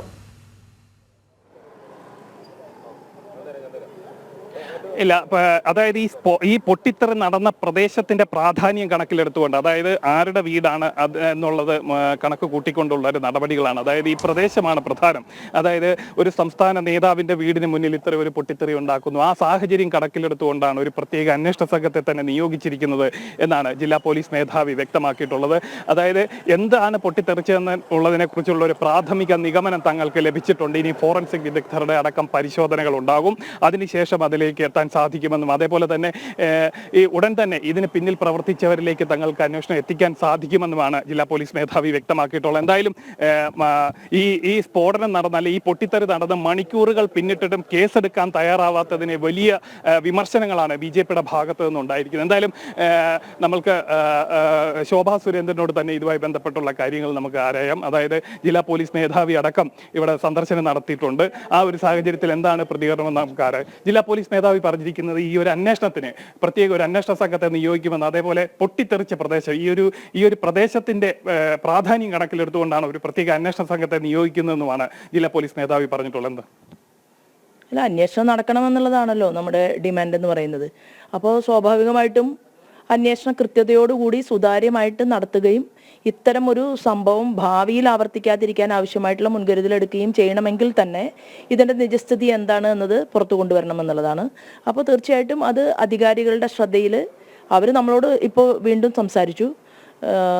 വളരെ കാര്യമായിട്ടുള്ള ഒരു അന്വേഷണം നടത്തുന്നുണ്ട് എന്ന് പറഞ്ഞു. നമ്മളതിനെ സ്വാഗതം ചെയ്തു. അത്ര തന്നെ. എന്തായാലും ഈ നിലവിൽ ഇപ്പോഴത്തെ അന്വേഷണത്തെ BJP സ്വാഗതം ചെയ്യുകയാണ്. അതേപോലെ തന്നെ ഇതിന് പിന്നിൽ പ്രവർത്തിച്ച കരങ്ങളെ എത്രയും പെട്ടെന്ന് നിയമത്തിന് മുന്നിൽ കൊണ്ടുവരണമെന്നാണ് BJP പ്രധാനമായിട്ടും ആവശ്യപ്പെടുന്നത്. അതേപോലെ ഈ ഒരു പൊട്ടിത്തെറി ഇത്തരത്തിലുള്ള പ്രവർത്തനങ്ങൾ വെച്ച് പൊറിപ്പിക്കാൻ പാടുള്ളതല്ല. അതേപോലെ തന്നെ സമാന നിലയിലുള്ള ഒരു പ്രവർത്തനങ്ങളും ഇനിമേലിൽ ഉണ്ടാവാത്ത വിധത്തിലുള്ള നടപടി വേണമെന്നുമാണ് BJP ആവശ്യപ്പെടുന്നത്. വീണ, സാനു, അതേസമയം അവിടെ നിന്നും പ്രധാനപ്പെട്ട തെളിവുകൾ ആദ്യഘട്ടത്തിൽ കണ്ടെടുക്കാനാകുമ്പോൾ മാത്രമാണ് ഇത്തരം ഒരു കേസുകളിലൊക്കെ മുന്നോട്ട് പോകാൻ കഴിയുക. ഇന്നലെ ഈ സംഭവം ഉണ്ടായി എന്ന് അറിയിച്ചുടൻ തന്നെ പോലീസ് സ്ഥലത്തെത്തിയിരുന്നു എന്നാണ് മനസ്സിലാക്കാൻ കഴിയുന്നത്. പക്ഷേ അവിടെ നിന്ന് എന്ത് നിഗമനങ്ങളിലേക്കാണ് പോലീസ് എത്തിയത്? സമീപവാസികളുടെ ആശങ്ക പരിഹരിക്കാൻ എന്തെങ്കിലും തരത്തിലുള്ള ഒരു സമാധാന നിർദ്ദേശം നൽകാൻ അവർക്ക് കഴിഞ്ഞിട്ടുണ്ടോ? അത്തരം കാര്യങ്ങളിലേക്ക് കൂടി. വീണ, ഇതിനകത്തൊരു പ്രധാനപ്പെട്ട കാര്യം എന്ന് പറഞ്ഞു കഴിഞ്ഞാൽ സ്ഫോടനം നടന്ന മണിക്കൂറുകൾ കഴിഞ്ഞിട്ടും കേസെടുക്കാൻ തയ്യാറായില്ല പോലീസ് എന്നുള്ള തരത്തിലുള്ള ആരോപണവുമായി BJP രംഗത്ത് വന്നതോടുകൂടിയാണ് ജില്ലാ പോലീസ് മേധാവി തന്നെ ഇവിടേക്ക് വന്ന് പരിശോധന നടത്തുന്ന ഒരു സാഹചര്യം ഉണ്ടായത്. അതായത് അക്രമികൾക്കൊപ്പം അക്രമികളെ സംരക്ഷിക്കാൻ വേണ്ടി പോലീസ് ശ്രമിക്കുന്നു എന്നുള്ള ഗുരുതര ആരോപണം ഉന്നയിച്ചതിന് പിന്നാലെയാണ് ജില്ലാ പോലീസ് മേധാവി തന്നെ ഇവിടേക്ക് എത്തിയിട്ടുള്ളത്. അതായത് ജില്ലാ പോലീസ് മേധാവി വ്യക്തമാക്കുന്ന മറ്റൊരു കാര്യം, ഇവിടെ വന്ന് ഇനി ഫോറൻസിക് വിദഗ്ധരുടെ അടക്കം പരിശോധനകൾ നടത്തിയതിന് ശേഷമേ മറ്റ് നടപടികളിലേക്ക് കടക്കുള്ളൂ എന്നും അദ്ദേഹം വ്യക്തമാക്കുന്നുണ്ട്. അതായത് എന്താണ് പൊട്ടിത്തെറിച്ചത് എന്നുള്ളതിനെ കുറിച്ചൊരു പ്രാഥമിക നിഗമനം, അതായത് അവരുടെ അന്വേഷണത്തിൽ ആദ്യഘട്ടത്തിൽ തന്നെ അതിനെക്കുറിച്ചൊരു പ്രാഥമിക നിഗമനം ഉണ്ടായിട്ടുള്ളത്. അത് എവിടുന്ന് ഈ ഇപ്പൊ പൊട്ടിത്തെറിക്കാൻ അല്ലെങ്കിൽ ഈ പൊട്ടിത്തെറി ഉണ്ടാക്കിയ വസ്തു നമുക്ക് സാധാരണ നിലയിൽ ഇവിടെ നിന്ന് മാർക്കറ്റ് അവൈലബിൾ ആയിട്ടുള്ള സ്ഫോടക വസ്തു തന്നെയാണെന്നും പോലീസ് വ്യക്തമാക്കുന്നുണ്ട്. അതായത് ഇതിൽ പറയുന്ന ഒരു പ്രധാനപ്പെട്ട കാര്യം, ഇത് എവിടെയാണ് പൊട്ടിത്തെറിച്ചത്, ആ പൊട്ടിത്തെറിച്ച പ്രദേശത്തിന്റെ പ്രാധാന്യം, ആരുടെ വീടിന് മുന്നിലാണ് ഇത്തരം ഒരു ഒരു സ്ഫോടനം ഉണ്ടാക്കിയത് എന്നുള്ള കാര്യം കണക്കിലെടുത്തുകൊണ്ട്, ആ ഒരു സാഹചര്യം കണക്കിലെടുത്തുകൊണ്ടുള്ള നടപടികളാണ് തങ്ങളുടെ ഭാഗത്തു നിന്നുണ്ടാവുന്നത്. അതേപോലെ തന്നെ ഈ പ്രദേശത്തെ മറ്റു ഭാഗങ്ങളിലും ഇതേപോലെ ചെറിയ ശബ്ദങ്ങൾ ഉണ്ടായതായും പോലീസിന് വിവരം ലഭിച്ചിട്ടുണ്ട്. അതേപോലെ അത് വിശദമായിട്ട് ഈ ഇന്നലെ ഉണ്ടായിട്ടുള്ള എല്ലാ പ്രവർത്തനങ്ങളും ക്രോഡീകരിച്ചുകൊണ്ടുള്ള ഒരു അന്വേഷണമാണ് പോലീസിന്റെ ഭാഗത്തു നിന്ന് ഉണ്ടാവാൻ പോകുന്നത് എന്നുള്ളതിന്റെ സൂചനകൾ തന്നെയാണ് ജില്ലാ പോലീസ് മേധാവി നൽകുന്നത്. അതേപോലെ തന്നെ അതിനു വേണ്ടിയിട്ട് മുതിർന്ന ഉദ്യോഗസ്ഥനെ ഈ അന്വേഷണ ചുമതല ഏൽപ്പിച്ച് വലിയൊരു സംഘം തന്നെ ആയിട്ട് ഈ കേസിൽ അന്വേഷണം നടത്തുമെന്നും പോലീസ് വ്യക്തമാക്കിയിട്ടുണ്ട്. അതേപോലെ തന്നെ പ്രദേശത്തെ CCTV ദൃശ്യങ്ങൾ ഇന്നലെ ഉച്ചയ്ക്ക് ശേഷം ഇവിടെ ചില വാഹനങ്ങൾ അടക്കം ഈ പ്രദേശത്ത് കണ്ടതായിട്ട് നാട്ടുകാരൊക്കെ ആശങ്ക പ്രകടിപ്പിച്ചിരുന്നു. ഒരു കാറ് സമീപ പ്രദേശത്ത് വന്ന് അധിക സമയം നിർത്തിയിടുന്ന ഒരു സാഹചര്യം ഉണ്ടായി. അതേപോലെ തന്നെ ചില ബൈക്കുകൾ, ഇരുചക്ര വാഹനങ്ങളിൽ വന്ന് ആൾക്കാർ തമ്പടിക്കുന്ന ഒരു സാഹചര്യവും ഉണ്ടായിട്ടുണ്ടെന്ന് നാട്ടുകാർ നമ്മളോട് വിവരം പങ്കുവച്ചിരുന്നു. ആ സാഹചര്യത്തിൽ ആരൊക്കെയാണ് ഇവിടെ എത്തിയത്, ആ വാഹനങ്ങളുടെ നമ്പറുകൾ കേന്ദ്രീകരിച്ചുള്ള ഒരു അന്വേഷണത്തിലേക്കും പോലീസ് നീങ്ങാനുള്ള സാധ്യതയാണുള്ളത്. നിലവിൽ ഉന്നത ഉദ്യോഗസ്ഥരടക്കം ഇവിടെ എത്തിയ സാഹചര്യത്തിൽ ഇനി ഫോറൻസിക് ഉദ്യോഗസ്ഥരെത്തി ഇതിനെ കൂടുതൽ പരിശോധന നടത്തിയിട്ടായിരിക്കും മറ്റ് നടപടികളിലേക്ക് കടക്കുക. നിലവിൽ ശോഭാ സുരേന്ദ്രനുമായിട്ട് തന്നെ ജില്ലാ പോലീസ് മേധാവി കൂടിക്കാഴ്ച നടത്തുന്ന ഒരു സാഹചര്യം ഉണ്ടായി. അതായത് വിഷയത്തിൽ കൃത്യമായിട്ടുള്ള ഒരു അന്വേഷണം നടത്തുമെന്നും ഇതിൽ ഉൾപ്പെട്ടിട്ടുള്ള പ്രതികളെ നിയമത്തിന് മുന്നിൽ കൊണ്ടുവരുമെന്നും ജില്ലാ പോലീസ് മേധാവി അറിയിച്ചിട്ടുണ്ട്. അതേപോലെ തന്നെ BJPയുടെ ഒരു ഉന്നത സ്ഥാനം വഹിക്കുന്ന ആളുടെ വീട് ലക്ഷ്യമാക്കിയാണ് ഈ ബോംബേർ ഉണ്ടായത് എന്ന സംശയം തന്നെയാണ് നിലനിൽക്കുന്നത്. അത് മാറിപ്പോയതാകാം, അത് എങ്ങനെയായിരിക്കാം മാറിപ്പോകാനുള്ള കാരണമൊക്കെ നേരത്തെ ശോഭാ സുരേന്ദ്രൻ വ്യക്തമാക്കുകയും ചെയ്തതാണ്. എങ്ങനെയാണ് BJP നേതാക്കളുടെ പ്രതികരണം എന്താണ്? നേരത്തെ ശോഭാ സുരേന്ദ്രൻ സൂചിപ്പിച്ചതുപോലെയുള്ള സംശയങ്ങൾ പലർക്കുമുണ്ട്. എന്തുകൊണ്ട് ഈ ദിവസം തിരഞ്ഞെടുത്തു? എന്തിന് ഇങ്ങനെ ഒരു ആക്രമണം ഇപ്പോൾ ഉണ്ടാകേണ്ടി വന്നു, അവർ നടത്താൻ ഉദ്ദേശിക്കുന്നു തുടങ്ങിയ കാര്യങ്ങളൊക്കെയും അന്വേഷണ വിധേയമാക്കേണ്ടതുണ്ട്. പക്ഷേ രാഷ്ട്രീയമായി കൂടി ഏറെ പ്രാധാന്യമുണ്ട്. തീർച്ചയായിട്ടും കശ്മീരിലുണ്ടായ സ്ഫോടനത്തിന് തൊട്ടു പിന്നാലെ, അല്ലെങ്കിൽ ആ ഒരു ഭീകരവാദികളുടെ ആക്രമണത്തിന് തൊട്ടു പിന്നാലെ ഇത്തരം ഒരു സാഹചര്യം അല്ലെങ്കിൽ ഇത്തരം ഒരു സ്ഫോടനം ഉണ്ടാകുന്നത് വലിയ ഗൗരവത്തോടു കൂടി തന്നെയാണ് BJP കേന്ദ്രങ്ങൾ നോക്കിക്കാണുന്നത്. അതായത് അതേ സമാന നിലയിലുള്ള ഒരു സ്ഫോടനം നടത്തി ആരെ ഭയപ്പെടുത്താനാണ് ഇത്തരത്തിലുള്ള പ്രവൃത്തികൾ നടത്തിയതെന്ന് അടക്കമുള്ള കാര്യങ്ങളാണ് BJP പ്രധാനമായിട്ടും ആരോപണമായിട്ട് ഉന്നയിക്കുന്നത്. അതായത് ഇതിന് പിന്നിൽ പ്രവർത്തിച്ചവരെ എത്രയും പെട്ടെന്ന് നിയമത്തിന് മുന്നിൽ കൊണ്ടുവരിക. അതായത് സംസ്ഥാന BJPയിലെ തന്നെ ഏറ്റവും മുതിർന്നൊരു നേതാവാണ്. ആ നേതാവിന്റെ വീടിനെ തന്നെ ലക്ഷ്യം വെച്ചുകൊണ്ട് ഇത്തരത്തിലൊരു അക്രമം ഉണ്ടാവുന്നു, അല്ലെങ്കിൽ ആ വീടിനെ കേന്ദ്രീകരിച്ചുകൊണ്ട് ഒരു സ്ഫോടനം നടത്താനുള്ള ഒരു തയ്യാറെടുപ്പ് നടത്തുന്നു. ഇത് എന്തിനു വേണ്ടിയിട്ടാണ് എന്നടക്കമുള്ള നിരവധി ചോദ്യങ്ങൾ സംസ്ഥാന BJP നേതൃത്വം തന്നെ ഉന്നയിക്കുന്നുണ്ട്. അതായത് വായടപ്പിക്കുന്നതിന് വേണ്ടി അല്ലെങ്കിൽ ഭീഷണിപ്പെടുത്തുന്നതിന് വേണ്ടി, ഭീഷണി സ്വരം ഉന്നയിക്കുന്നതിന് വേണ്ടിയാണോ ഇത്തരത്തിലുള്ള ഒരു സ്ഫോടനം നടത്തി, അല്ലെങ്കിൽ ഇത്തരത്തിലുള്ള ഒരു പൊട്ടിത്തെറി നടത്തിയതെന്ന അടക്കമുള്ള കാര്യങ്ങളാണ് BJP ഉന്നയിക്കുന്നത്. അതേപോലെ തന്നെ ഇന്നലെ ഈ ഒരു സംഭവം നടത്താൻ വേണ്ടി തെരഞ്ഞെടുത്ത ദിവസവും അതീവ പ്രാധാന്യമുള്ളത് തന്നെയാണ്. അതായത് ഈ പഹൽഗാം വിഷയം നടന്നതിന് ശേഷം ഈ ഒരു സമാന നിലയിലുള്ള പൊട്ടിത്തെറി ഉണ്ടാവുന്ന അതിന് ഒരുപാട് രാഷ്ട്രീയ മാനങ്ങൾ ഉള്ളതാണ്. അതുപോലെ തന്നെ BJPയുടെ തന്നെ മുതിർന്നൊരു നേതാവിന്റെ വീട്ടിലേക്ക് തന്നെ ഇത്തരത്തിലുള്ള ഒരു സ്ഫോടനം അല്ലെങ്കിൽ ആ വീടിനെ ലക്ഷ്യം വെച്ചുകൊണ്ടൊരു ആക്രമണത്തിന് തയ്യാറെടുക്കുന്നു. ഇതൊക്കെ തന്നെ പോലീസ് ഗൗരവത്തോടെ കാണണം എന്നതാണ് BJP പ്രധാനമായിട്ടും ഉന്നയിക്കുന്ന ഒരു കാര്യം. അതേപോലെ തന്നെ ശോഭാ സുരേന്ദ്രൻ തന്നെ വ്യക്തമാക്കി, പോലീസിന്റെ സുരക്ഷാ കവചമില്ലെങ്കിലും പ്രവർത്തകരുടെ സംരക്ഷണം തനിക്കുണ്ട് എന്നുള്ളൊരു കാര്യവും ശോഭാ സുരേന്ദ്രൻ വ്യക്തമാക്കിയിട്ടുണ്ട്. അതായത് ഇനിമേലിൽ ഇത്തരം പ്രവർത്തികൾ ഉണ്ടാവാൻ പാടില്ല, ഇതിന് പിന്നിൽ പ്രവർത്തിച്ച കരങ്ങളെ അല്ലെങ്കിൽ ഇതിന് പിന്നിൽ പ്രവർത്തിച്ച ബുദ്ധി കേന്ദ്രങ്ങളെ കണ്ടെത്തണം എന്ന് തന്നെയാണ് BJP ആവശ്യപ്പെടുന്നത്.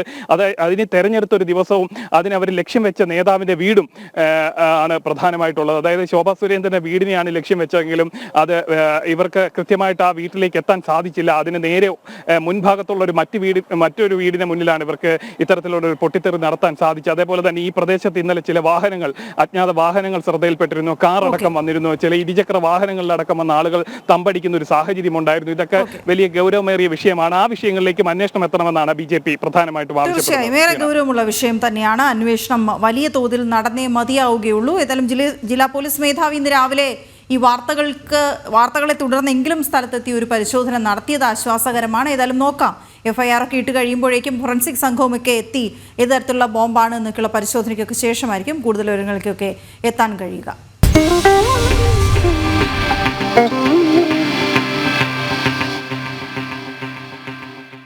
പഹൽഗാം ഭീകരാക്രമണത്തിന് പിന്നാലെ ജമ്മു കശ്മീരിൽ സുരക്ഷാ ഓഡിറ്റും തിരച്ചിലും ശക്തം. കൂടുതൽ ഭീകരരുടെ വീടുകൾ തകർത്തു.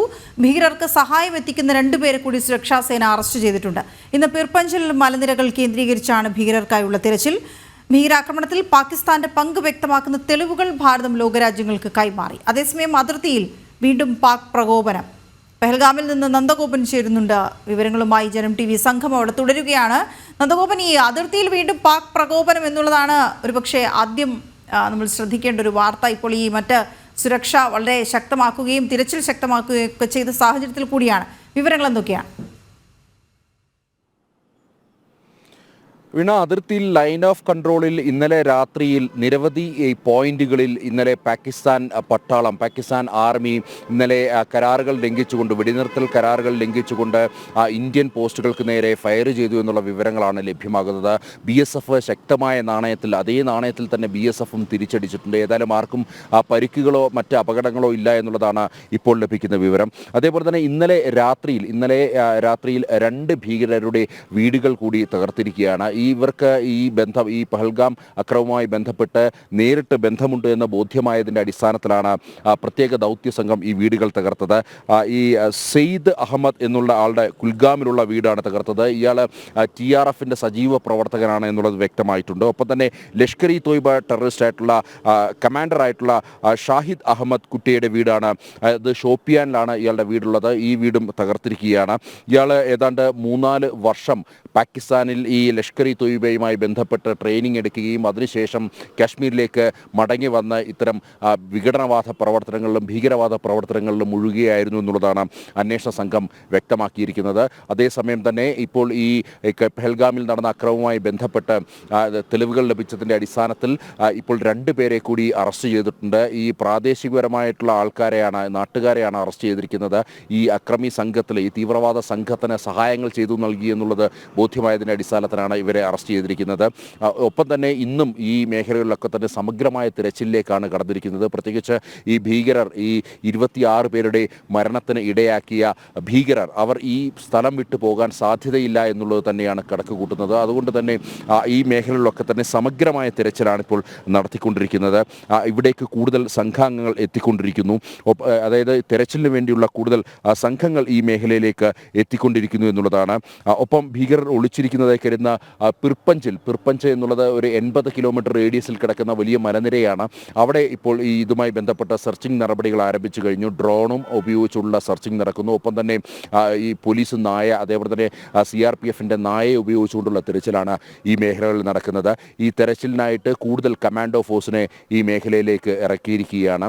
ഒപ്പം തന്നെ ഈ സമഗ്രമായ ഒരു തിരച്ചിലിൻ്റെ ഭാഗമായി തന്നെ ഇന്ത്യൻ ആർമിയുടെ ഹെലികോപ്റ്ററുകൾ ഉപയോഗിച്ചുകൊണ്ടുള്ള തിരച്ചിലുകളിലും നടക്കുകയാണ്. ഏതായാലും വരും ദിവസങ്ങളിൽ തന്നെ, അല്ലെങ്കിൽ ഏതാനും മണിക്കൂറുകൾക്ക് അകം തന്നെ ഈ ഭീകരർ പിടിയിലാകുമെന്നുള്ളതാണ്. നമുക്കറിയാം 3 പേരുടെ രേഖാചിത്രം പുറത്തുവിട്ടിരുന്നു. ഇവരുടെ തലയ്ക്ക് ഇവരെക്കുറിച്ച് വിവരം ലഭിക്കുന്നവർക്ക് 20 ലക്ഷം രൂപയാണ് ജമ്മു കാശ്മീർ പോലീസ് നൽകാമെന്നുള്ളത് ഇനാം വ്യക്തമാക്കിയിരിക്കുന്നത്. ഏതായാലും ഇതുമായി ബന്ധപ്പെട്ട സമഗ്രമായ തിരച്ചിൽ നടപടികൾ പുരോഗമിക്കുന്നു. ഒപ്പം തന്നെ കൂടുതൽ അറസ്റ്റ് നടപടികൾ പുരോഗമിക്കുന്നു. ഒപ്പം ഇതിനോടൊപ്പം തന്നെ ചോദ്യം ചെയ്യൽ ഇപ്പോഴും പുരോഗമിക്കുകയാണ്. ഏതാണ്ട് ഇതിനോടകം തന്നെ 200 പേർ ഇപ്പോൾ കസ്റ്റഡിയിൽ നിലവിലുണ്ട് എന്നുള്ളതാണ് ജമ്മു കാശ്മീർ പോലീസ് വ്യക്തമാക്കുന്നത്. ഇവരെ വിശദമായി തന്നെ ചോദ്യം ചെയ്യുകയാണ്. ഒപ്പം കഴിഞ്ഞ ദിവസം ഈ പ്രദേശവാസികളുടെ ചോദ്യം ചെയ്യൽ ആരംഭിച്ചിരുന്നു. അത് ഇന്നും തുടരുമെന്നുള്ളതാണ്. പ്രത്യേകിച്ച് ഇതിൻ്റെ ദൃക്സാക്ഷികൾ, അതേപോലെ തന്നെ ഈ കുതിരക്കാർ, ഇവരെയൊക്കെ തന്നെ ഈ വരും ദിവസങ്ങളില്ലെങ്കിൽ ചോദ്യം ചെയ്യുമെന്നുള്ളതാണ് അറിയാൻ കഴിയുന്നത്. ഇന്നലെ മുതലാണ് ഈ പ്രദേശവാസികളെ, അല്ലെങ്കിൽ ഇതുമായി ബന്ധപ്പെട്ട ദൃക്സാക്ഷികളെ അടക്കം ചോദ്യം ചെയ്യാൻ വേണ്ടി ആരംഭിച്ചത്. അതിനു മുന്നേ ഏതാണ്ട് 1500 പേരിലധികം ആൾക്കാരെ പ്രാഥമികമായി ചോദ്യം ചെയ്ത് വിട്ടയച്ചിരുന്നു. ഇതിൽ വ്യക്തമായി ഇവർക്ക് ഏതാണ്ട് സംശയം, അല്ലെങ്കിൽ ഈ അന്വേഷണ സംഘത്തിന് സംശയം തോന്നിയ 200-ലധികം പേരെ ഇപ്പോഴും നിലവിൽ കസ്റ്റഡിയിൽ വെച്ചിരിക്കുകയാണ്. ഇവരുടെ ചോദ്യം ചെയ്യലാണ് പുരോഗമിക്കുന്നത്. ഇതിനിടയിലാണ് 2 പേരുടെ അറസ്റ്റ്. ഈ ചോദ്യം ചെയ്യലിൽ ഇവർ പ്രാദേശികമായിട്ടുള്ള ആൾക്കാർ ഈ തീവ്രവാദികൾക്ക് സഹായം നൽകിയെന്നുള്ള ആ ഒരു കണക്കുകൂട്ടലിലാണ് ഇപ്പോൾ 2 പേരുടെ അറസ്റ്റ് രേഖപ്പെടുത്തിയിരിക്കുന്നത്. വീണ, ഒപ്പം തന്നെ വളരെ പ്രധാനപ്പെട്ട ഒരു കാര്യം, ഭാരതം ഈ പാകിസ്ഥാനുമായി ബന്ധപ്പെട്ട്, അല്ലെങ്കിൽ പാകിസ്ഥാൻ ഇതിൽ കൃത്യമായി പങ്കുണ്ട് എന്നത് തെളിയിക്കുന്നതിൻ്റെ തെളിവുകൾ കൃത്യമായി ലോകരാജ്യങ്ങൾക്ക് കൈമാറി എന്നുള്ളതാണ്. 30-ലധികം രാജ്യങ്ങൾക്ക് ഇതുമായി ബന്ധപ്പെട്ട തെളിവുകൾ കൈമാറിയിട്ടുണ്ട്. വീണ, ശരി നന്ദു. പെഹൽഗാം ഭീകരാക്രമണത്തെ അപലപിച്ച് ലണ്ടനിലെ പാക് ഹൈക്കമ്മീഷനിൽ പ്രതിഷേധവുമായി ഇന്ത്യൻ സമൂഹം ത്രിവർണ്ണ പതാകയുമേന്തിയാണ് പ്രകടനം നടത്തിയത്.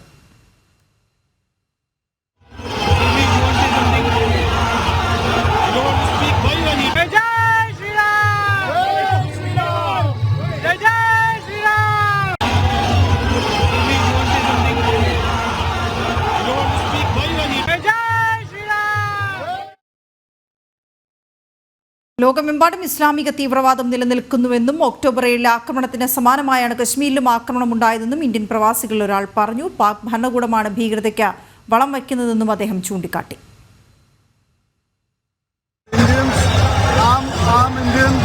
I'm Indian-Jewish, and we have a big Jewish community over here, which is always supporting India because we have the same enemy.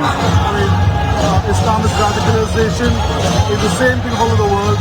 Israel faced it in October 23rd, 7th October, and the same, when I saw this happen in India, it reminded me of that.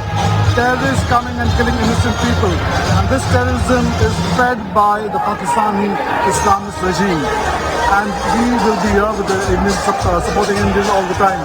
And Modi ji is doing great work, and I hope he does something and stop this terrorism happening all the time, ever and again.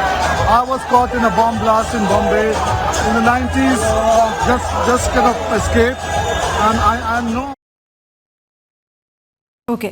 പടിഞ്ഞാറൻ പാകിസ്ഥാനിൽ 10 സൈനികരുടെ മരണത്തിനിടയാക്കിയ സ്ഫോടനത്തിന്റെ ഉത്തരവാദിത്വം ഏറ്റെടുത്ത ബലൂച്ച് വിമോചന സേന. ക്വറ്റയ്ക്ക് സമീപം മാർഗത് ചൌക്കിലാണ് ആക്രമണമുണ്ടായത്. റിമോട്ട് കൺട്രോൾ സംവിധാനം ഉപയോഗിച്ച് നടത്തിയ IED സ്ഫോടനത്തിൽ ആ സൈനിക വാഹനം പൂർണ്ണമായും തകർന്നു.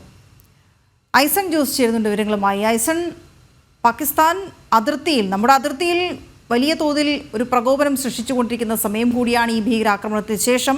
അതേസമയം നമുക്കറിയാം അവരുടെ ആഭ്യന്തര പ്രശ്നങ്ങൾ തുടർന്നുകൊണ്ട് തന്നെ ഇരിക്കുകയാണ്. കഴിഞ്ഞ ദിവസം ഉണ്ടായ സ്ഫോടനത്തിന് ഉത്തരവാദിത്വം ഇപ്പോൾ ബലൂച്ച് സേന ഏറ്റെടുത്തിരിക്കുകയാണ്. വിവരങ്ങൾ എന്തൊക്കെയാണ്? തീർച്ചയായും വെള്ളിയാഴ്ച പുലർച്ചെയോടെയാണ് ഈ ആക്രമണം ഉണ്ടായത് എന്നാണ് നമുക്ക് മനസ്സിലാക്കാൻ സാധിക്കുന്നത്. നേരത്തെ വീണ സൂചിപ്പിച്ചതുപോലെ ഒരു IED ബ്ലാസ്റ്റാണ് ഉണ്ടായത്. ഇംപ്രൂവൈസ്ഡ് എക്സ്പ്ലോസീവ് ഡിവൈസ് എന്ന് പറയുന്ന കുറെ കൂടി ശക്തമായ സ്ഫോടക വസ്തുക്കൾ ഉപയോഗിച്ചാണ് ഈ സ്ഫോടനം നടത്തിയത് എന്നാണ് മനസ്സിലാക്കാൻ സാധിക്കുന്നത്. അതും റിമോട്ട് സംവിധാനങ്ങൾ ഉപയോഗിച്ച്, റിമോട്ട് കൺട്രോൾ സംവിധാനം ഉപയോഗിച്ച് പൊട്ടിത്തെറി നടത്തുകയായിരുന്നു എന്നാണ് സൈന്യം തന്നെ വിശദീകരിക്കുകയും ചെയ്യുന്നത്. ഈ ആക്രമണത്തിൽ 10 പാരാമിലിറ്ററി ഉദ്യോഗസ്ഥർ, പാകിസ്ഥാനിലെ 10 പാരാമിലിറ്ററി ഉദ്യോഗസ്ഥർ കൊല്ലപ്പെടുകയും ചെയ്തു.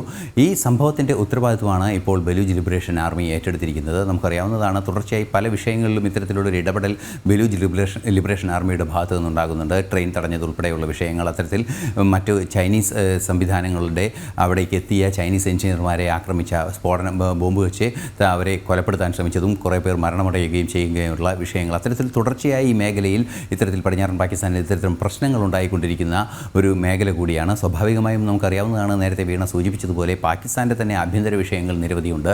പല വിദഗ്ധരും ചൂണ്ടിക്കാണിക്കുന്നത് പാകിസ്ഥാൻ ഒരു 5 രാഷ്ട്രമായി നിലനിൽക്കുന്ന ഒരു രാഷ്ട്രമാണ്. അതായത് വിവിധങ്ങളായ ആശയഗതികൾ പലരുമായി പുലർത്തുന്നു. സിന്ധ് പ്രവിശ്യ, ബലൂചിസ്ഥാൻ, അത്തരത്തിലുള്ള പല സങ്കീർണമായ ആഭ്യന്തര പ്രശ്നങ്ങൾ, ഒരു വിഘടന പ്രശ്നങ്ങൾ അല്ലെങ്കിൽ അന്തഃഛിദ്രത്തിൻ്റെ പ്രശ്നങ്ങളെല്ലാം നിലനിൽക്കുന്ന ഒരു രാജ്യം കൂടിയാണ് പാകിസ്ഥാൻ. അതുകൊണ്ട് തന്നെയാണ് ഒരു പരിധിവരെ ഇത്തരത്തിലുള്ള ഭീകരാക്രമണങ്ങൾക്കെല്ലാം തന്നെ പാകിസ്ഥാൻ മുതിരുന്നതും അതിന് പിന്തുണ നൽകുകയും ചെയ്യുന്നത്. അതിൻ്റെ അടിസ്ഥാന കാരണം തന്നെ ഇത്തരത്തിലുള്ള പ്രശ്നങ്ങളിൽ നിന്നും ശ്രദ്ധ തിരിക്കുക എന്ന ലക്ഷ്യത്തോടു കൂടിയാണ്. അല്ലെങ്കിൽ മറ്റ് ചില താല്പര്യങ്ങളും അതിലുണ്ട് എന്ന സൂചനകളും പുറത്തു വരുന്നുണ്ട്. അത്തരത്തിലുള്ള വിഷയങ്ങളാണ് ഈ ബലൂചിസ്ഥാനിൽ നിലനിൽക്കുന്നത് എന്നതുകൊണ്ട് തന്നെ ബലൂചിസ്ഥാൻ്റെ മോചനമാണ് ബലൂച്ച് ലിബറേഷൻ ആർമി ആവശ്യപ്പെടുന്നത്. ആ ഒരു നീക്കത്തിൻ്റെ ഭാഗമായാണ് ഈ ആക്രമണവും നടന്നത് എന്നാണ് അറിയാൻ സാധിക്കുന്നത്. തീർച്ചയായും സൈനികരെ കൊലപ്പെടുത്തിയ നടപടി പൂർണ്ണമായും അതിൻ്റെ ഉത്തരവാദിത്വം ബലൂച്ച് ലിബറേഷൻ ആർമി ഏറ്റെടുത്തിരിക്കുന്നു എന്നത് അതീവ ഗൗരവമുള്ളൊരു വിഷയം തന്നെയായി കണക്കാക്കപ്പെടുന്നുണ്ട്. ഈ പാകിസ്ഥാൻ്റെ ആഭ്യന്തര വിഷയങ്ങളും അതുപോലെ തന്നെ പാകിസ്ഥാൻ ഉണ്ടാക്കുന്ന ഭീകരത കൊണ്ടുണ്ടാക്കുന്ന പാകിസ്ഥാനെ മറ്റു രാജ്യങ്ങളിൽ നിന്നുള്ള വെല്ലുവിളിയും എല്ലാം തന്നെ അതിസങ്കീർണമായ ഒരു പശ്ചാത്തലത്തിലേക്ക് പാകിസ്ഥാനെ കൊണ്ടുപോവുകയാണ്. ഒരു പരിധിവരെ ഭീകരാക്രമണത്തിനെതിരെയും അതുപോലത്തെ ഇത്തരത്തിലുള്ള ശക്തമായ സൈനിക നടപടികൾ ഭീകരാക്രമണത്തിനെതിരെ നടക്കാനുള്ള സാധ്യതയിൽ ഭയചകിതരാണ് പാകിസ്ഥാൻ എങ്കിൽ കൂടി ഇപ്പോഴും ഇത്തരത്തിലുള്ള പ്രശ്നങ്ങളെ പ്രോത്സാഹിപ്പിക്കുന്നു, ഭീകരതയെ പ്രോത്സാഹിപ്പിക്കുക, അത്തരത്തിലുള്ള പ്രശ്നങ്ങളെ പ്രോത്സാഹിപ്പിക്കുകയും ചെയ്യുന്നു. അതേസമയം തന്നെ അവരുടെ ആഭ്യന്തര പ്രശ്നങ്ങൾ കലുഷിതമാകുന്നു. അതിൻ്റെ ഏറ്റവും ഒടുക്കത്തെ ഉദാഹരണമായാണ് ഈ 10 പേരുടെ മരണത്തിന്, 10 പാരാമിലിറ്ററി ഉദ്യോഗസ്ഥരുടെ മരണത്തിനിടയാക്കിയ സ്ഫോടനവും അതിൻ്റെ ഉത്തരവാദിത്വം ബലൂച്ച് ലിബറേഷൻ ആർമി ഏറ്റെടുത്തതും. ഓക്കെ, ശരിയായി സർ. ഈ SFIO എക്സാലോജിക് ഇടപാടിൽ വീണ വിജയന് സ്വന്തം മൊഴി തന്നെ കുരുക്കാകുന്നു എന്നറിയുന്നു. CMRL സേവനം നൽകിയിട്ടില്ല എന്നായിരുന്നു വീണയുടെ മൊഴി. സേവനം നൽകാതെ ഇപ്പോൾ പണം കൈപ്പറ്റിയെന്ന ആരോപണം ശരിവെക്കുന്നത് തന്നെയാണ് ഈ മൊഴി. SFIO കുറ്റപത്രത്തിലാണ് ഈ വിവരങ്ങൾ ഉള്ളത്. ജിജീഷ് കരുണാകരനാണ് വിവരങ്ങൾ നൽകുന്നത്. ജിജീഷ്, അപ്പോൾ ഈ കുറ്റപത്രത്തിൽ ഇങ്ങനെ വീണ ഇങ്ങനെ മൊഴി നൽകി എന്ന് പറയുമ്പോൾ ഈ ഉയരുന്ന ആരോപണങ്ങളൊക്കെ ശരിവെക്കുന്നത് തന്നെയല്ലേ? അതിൻ്റെ വിവരങ്ങൾ എന്തൊക്കെയാണ്? വീണ, പ്രധാനമായും നേരത്തെ ഇതുമായി ബന്ധപ്പെട്ട ആരോപണങ്ങളാണിരുന്നുവെങ്കിൽ കൃത്യമായി അത് തെളിയിക്കുന്ന മൊഴികൾ ഇപ്പോൾ SFIOയ്ക്ക് ലഭിച്ചിരിക്കുന്നു എന്നത് തന്നെയാണ് ഈ റിപ്പോർട്ട് കുറ്റപത്രം വ്യക്തമാക്കുന്നത്. അതിൽ വീണ വിജയനോട് മൊഴികളിൽ ചോദിക്കുന്നുണ്ട് എന്ത് സേവനത്തിന്റെ അടിസ്ഥാനത്തിലാണ് ഇത്തരത്തിൽ പണം കൈപ്പറ്റിയത്, 2,78,00,000 രൂപയോളം കൈപ്പറ്റിയത് എന്നും മാസാമാസം 3 ലക്ഷം രൂപ കമ്പനിയുടെ പേരിലും 5 ലക്ഷം രൂപ സ്വന്തം പേരിലുമായി വാങ്ങിയത് എന്ത് സേവനങ്ങൾ നൽകിയതിന്റെ പ്രതിഫലമായിട്ടാണ് എന്ന ചോദ്യത്തിന് വീണ നൽകിയിരിക്കുന്ന മറുപടി എന്ന് പറയുന്നത് ഏതെങ്കിലും തരത്തിലുള്ള സേവനങ്ങൾ, IT സേവനങ്ങൾ, തങ്ങളുടെ കമ്പനിയുടെ പേരിലുള്ള IT സേവനങ്ങൾ CMRൽ നൽകിയിട്ടില്ല. ഈ പണം യാതൊരു സേവനവും നൽകാതെ ലഭിച്ചിരുന്നതാണ്, കൃത്യമായി തന്നെ ലഭിച്ചു വന്നിരുന്ന പണമാണ് എന്നത് തന്നെയാണ്. അത് തന്നെയാണ് നേരത്തെ അന്വേഷണ ഏജൻസികൾ അടക്കം ചൂണ്ടിക്കാട്ടിയ അല്ലെങ്കിൽ അന്വേഷണത്തിലേക്ക് കടന്നിട്ടുള്ള മാസപ്പടി വിവാദം എന്ന് പറയുന്നത്. അതുകൊണ്ട് തന്നെ വീണയുടെ മൊഴി വീണയ്ക്ക് തന്നെ ഇപ്പോൾ കുരുക്കായിരിക്കുകയാണ്. യാതൊരു സേവനവും നൽകാതെ താൻ കൃത്യമായി പണം വാങ്ങിയിരുന്നു, ആ പണം കൈപ്പറ്റിയിരുന്നു എന്ന് വീണ തന്നെ സമ്മതിക്കുമ്പോൾ എന്തിന് ഇതുപോലുള്ള ഒരു വിവാദ കരിമണൽ കമ്പനിയിൽ നിന്ന്, വിവാദങ്ങളിൽ നിറഞ്ഞു നിന്ന കമ്പനിയിൽ നിന്ന് ഈ പണം മാസപ്പടിയായി മാസാമാസം കൈപ്പറ്റി അതിനെന്ത് പ്രത്യുപകാരമാണ് വീണയോ വീണയുമായി ബന്ധപ്പെട്ട ആളുകളോ തിരികെ നൽകിയിട്ടുണ്ടാവുക? ഏതെങ്കിലും തരത്തിലുള്ള സഹായങ്ങൾ, അനധികൃത സഹായങ്ങൾ ഈ കമ്പനിക്ക് ലഭിച്ചതിന്റെ പ്രതിഫലമായി നൽകിയിരുന്നതാണോ ഈ പണം എന്നതടക്കമുള്ള കാര്യങ്ങൾ കൂടിയാണ് അന്വേഷണ സംഘത്തിന്റെ ഈ ഒരു റിപ്പോർട്ടിൽ സൂചിപ്പിക്കുന്നത്. അത്തരത്തിലുള്ള വിശദമായ ഒരു അന്വേഷണ സാധ്യതകളിലേക്ക് അല്ലെങ്കിൽ അനുബന്ധ അന്വേഷണത്തിലേക്ക് പോലും നീളുന്ന തരത്തിൽ തന്നെയാണ് SFIO വിശദമായി തന്നെയുള്ള കുറ്റപത്രം നൽകിയിരിക്കുന്നത്. അതുകൊണ്ട് തന്നെ ഈ കുറ്റപത്രത്തിലെ മൊഴികളാണ് അല്ലെങ്കിൽ SFIO നൽകിയിരിക്കുന്ന റിപ്പോർട്ടിലെ പ്രധാനപ്പെട്ട വിവരങ്ങൾ തന്നെയാണ് ഈ ഘട്ടത്തിൽ പുറത്തു വരുന്നത്. അതിലാണ് വീണയുടെ മൊഴി വീണയ്ക്ക് തന്നെ കുരുക്കായിരിക്കുന്നതും വീണയെ വീണ്ടും ചോദ്യം ചെയ്യാൻ വിളിപ്പിക്കാനുള്ള അല്ലെങ്കിൽ മറ്റ് അന്വേഷണ ഏജൻസികളുടെ ചോദ്യം ചെയ്യലുകളിലേക്ക് കൂടി വീണ വിജയനെ എത്തിക്കാവുന്ന തരത്തിലുള്ള മൊഴികൾ ഉള്ളത് എന്നതാണ് ഇതിൽ ഏറ്റവും പ്രധാനം. ശരി ജിജീഷ്. പട്ടികജാതി ക്ഷേമത്തിനുള്ള കോടികൾ പാഴാക്കി സംസ്ഥാന സർക്കാർ. 6,458 കോടി രൂപയാണ് സർക്കാർ പിടിപ്പുകേടിൽ നഷ്ടമായത്. സംസ്ഥാന സർക്കാർ 2025 ജനുവരിയിൽ പുറത്തിറക്കിയ സാമ്പത്തിക അവലോകനം 2024 ഈ കണക്കുകളുള്ളത്. സംസ്ഥാന സർക്കാർ പട്ടികജാതി ഉപപദ്ധതി നിയമം പാസാക്കണമെന്നും ആവശ്യം ശക്തമായി ഉയരുകയാണ്. ശാലിനി ചേരുന്ന വിവരങ്ങളുമായി. ശാലിനി, എന്താണ് ആ കണക്ക്?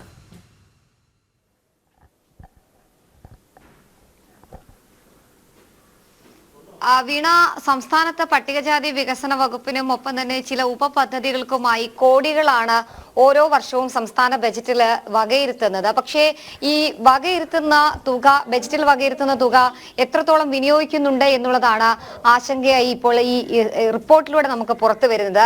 കഴിഞ്ഞ ദിവസത്തെ പുറത്തു വന്ന സാമ്പത്തിക അവലോകന റിപ്പോർട്ട്, 2024-25 വർഷത്തെ സാമ്പത്തിക അവലോകന റിപ്പോർട്ട് ജനുവരിയിൽ പുറത്തു വന്നിരുന്നു. ഇതിലാണ് ഈ പട്ടികജാതി വികസന വകുപ്പിനും ഒപ്പം തന്നെ പട്ടികജാതി ക്ഷേമത്തിനും ഉപപദ്ധതികൾക്കുമായി നൽകിയിട്ടുള്ള കോടികളിൽ ഏകദേശം 6,458 കോടി രൂപ ലാപ്സ് ആയതായിട്ടുള്ള കണക്കുകൾ പുറത്തു വരുന്നത്.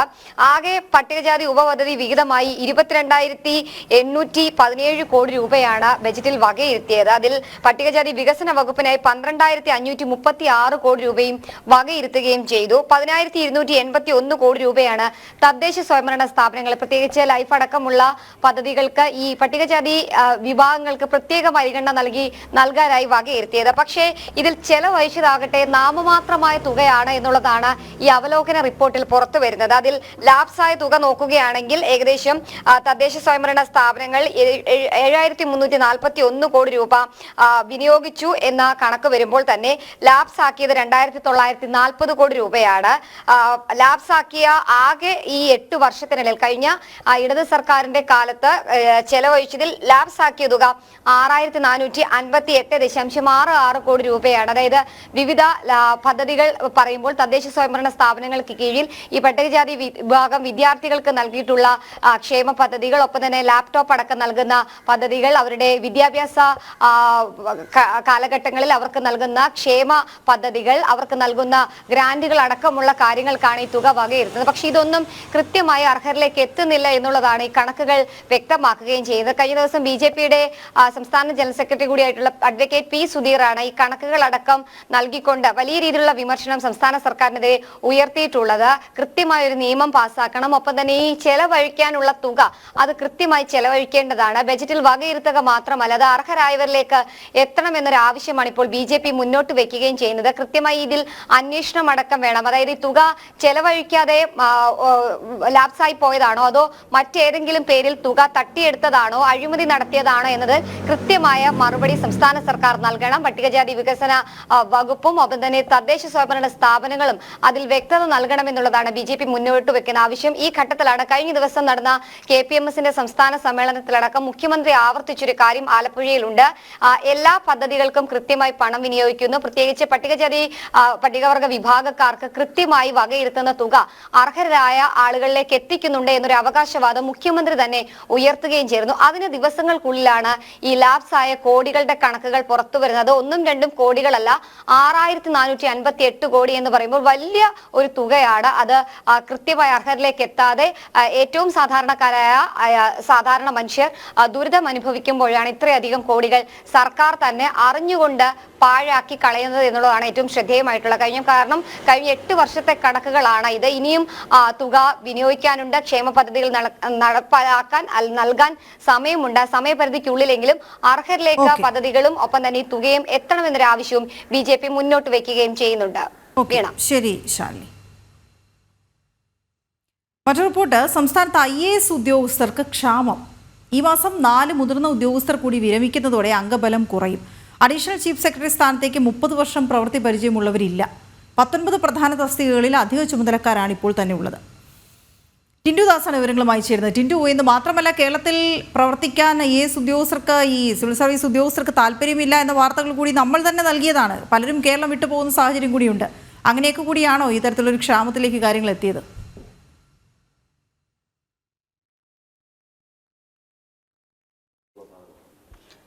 തീർച്ചയായിട്ടും വീണ, കേരളത്തിന്റെ ഭരണസിരാചക്രം അല്ലെങ്കിൽ ഭരണചക്രം തിരിക്കാനായിട്ട് IAS ഉദ്യോഗസ്ഥന്മാരുടെ ഗണ്യമായ കുറവ് ഉണ്ടെന്നാണ് റിപ്പോർട്ടുകളാണ് പുറത്തു വരുന്നത്.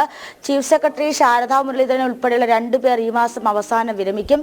2 പേര് മാർച്ച് അവസാനം വിരമിച്ചിരുന്നു. അപ്പോൾ 4 പ്രിൻസിപ്പൽ സെക്രട്ടറി ചുമതലയുള്ളവർ 4 പേര് വിരമിക്കുകയാണ്. നിലവിൽ 14 പ്രിൻസിപ്പൽ സെക്രട്ടറിമാരാണ് സംസ്ഥാനത്തിന്റെ പ്രധാനപ്പെട്ട ചുമതലകൾ വഹിക്കേണ്ടതും സംസ്ഥാനത്തിന്റെ ഭരണ ചക്രം തിരിക്കേണ്ടതും.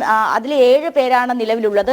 അതിൽ 4 പേര് കുറയുമ്പോൾ ചീഫ് പ്രിൻസിപ്പൽ സെക്രട്ടറിമാരുടെ എണ്ണത്തിൽ പിന്നെയും ഗണ്യമായ കുറവ് വരികയാണ്. അതോടൊപ്പം തന്നെ ധനവകുപ്പിന്റെ additional chief secretary A Jayathilak ഈ ചീഫ് സെക്രട്ടറി സ്ഥാനത്തേക്ക് പോകുമ്പോൾ ആ സ്ഥാനത്തും ഒരു കുറവ് വരുന്നുണ്ട്. കൃഷി വകുപ്പിന്റെ പ്രിൻസിപ്പൽ സെക്രട്ടറി ആയിരുന്ന B അശോകിനെ ഭരണപരിഷ്കരണ കമ്മീഷനിലോട്ടാക്കിയതും ഒക്കെ വലിയ രീതിയിലുള്ള വിവാദമായിരുന്നു. അതോടൊപ്പം തന്നെ ഈ ധനവകുപ്പിന്റെ നേരത്തെ ഉണ്ടായിരുന്ന പ്രിൻസിപ്പൽ സെക്രട്ടറി കേന്ദ്ര ഡെപ്യൂട്ടേഷനിൽ പോയത് വലിയ രീതിയിലുള്ള പ്രതിസന്ധിയായി. അതുകൂടാതെ തന്നെ പല പ്രധാനപ്പെട്ട വകുപ്പുകളിലെയും പ്രിൻസിപ്പൽ സെക്രട്ടറിമാർക്ക് 5-ലധികം വകുപ്പുകളുടെ ചുമതലകൾ വഹിക്കേണ്ടതായിട്ടുള്ള ഘട്ടം കൂടി വരുന്നുണ്ട്. പല ഘട്ടത്തിൽ ഇത് പരാതിയും നൽകിയിരുന്നു. ഈ പരാതികളുടെ അടിസ്ഥാനത്തിൽ ജ്യോതിലാല്, ബിജു പ്രഭാകർ ഉൾപ്പെടെയുള്ള IAS ഉദ്യോഗസ്ഥരുടെ വകുപ്പുകൾ വെട്ടിക്കുറുക്കുകയും ചെയ്തിരുന്നു. കൂടാതെ ഇപ്പോൾ കൃഷി വകുപ്പില് പ്രിൻസിപ്പൽ സെക്രട്ടറി ഇല്ല. N പ്രശാന്തുമായി ബന്ധപ്പെട്ട വിവാദങ്ങൾ നിൽക്കുന്നു. IAS തലപ്പത്തെ ഈ പൊരിഞ്ഞ പോര്, അതുകൊണ്ട് തന്നെ ഈ കേന്ദ്ര ഡെപ്യൂട്ടേഷനിലേക്കും കൂടുതൽ ഉദ്യോഗസ്ഥർ പോകുന്നു. കേരളത്തിൽ IAS ഉദ്യോഗസ്ഥർക്ക് നിൽക്കാൻ താല്പര്യമില്ല. അധിക ജോലി ചുമതല, ഒരാൾക്ക് 5-ലധികം ചുമതലകൾ വഹിക്കേണ്ടി വരുന്നു.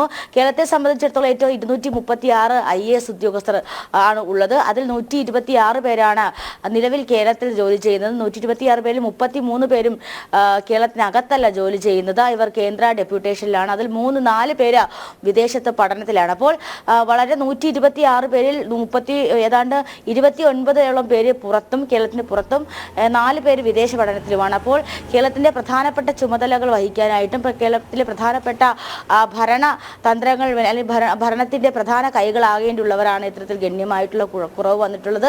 അതോടൊപ്പം തന്നെ IAS തലപ്പത്തെ ചേരിപ്പോരും ഒക്കെ ഈ പറയുന്ന പ്രശ്നത്തിൽ പ്രധാന കാരണമാകുന്നുണ്ട്. എന്തായാലും ഈ വിഷയത്തിൽ ഗുരുതരമായിട്ടുള്ള ഇടപെടൽ ഭരണതലപ്പത്തു നിന്നും ഉണ്ടാകേണ്ടതായിട്ടുണ്ടെങ്കിൽ മാത്രമേ ഈ പ്രതിസന്ധി പരിഹരിക്കാൻ സാധിക്കുകയുള്ളൂ.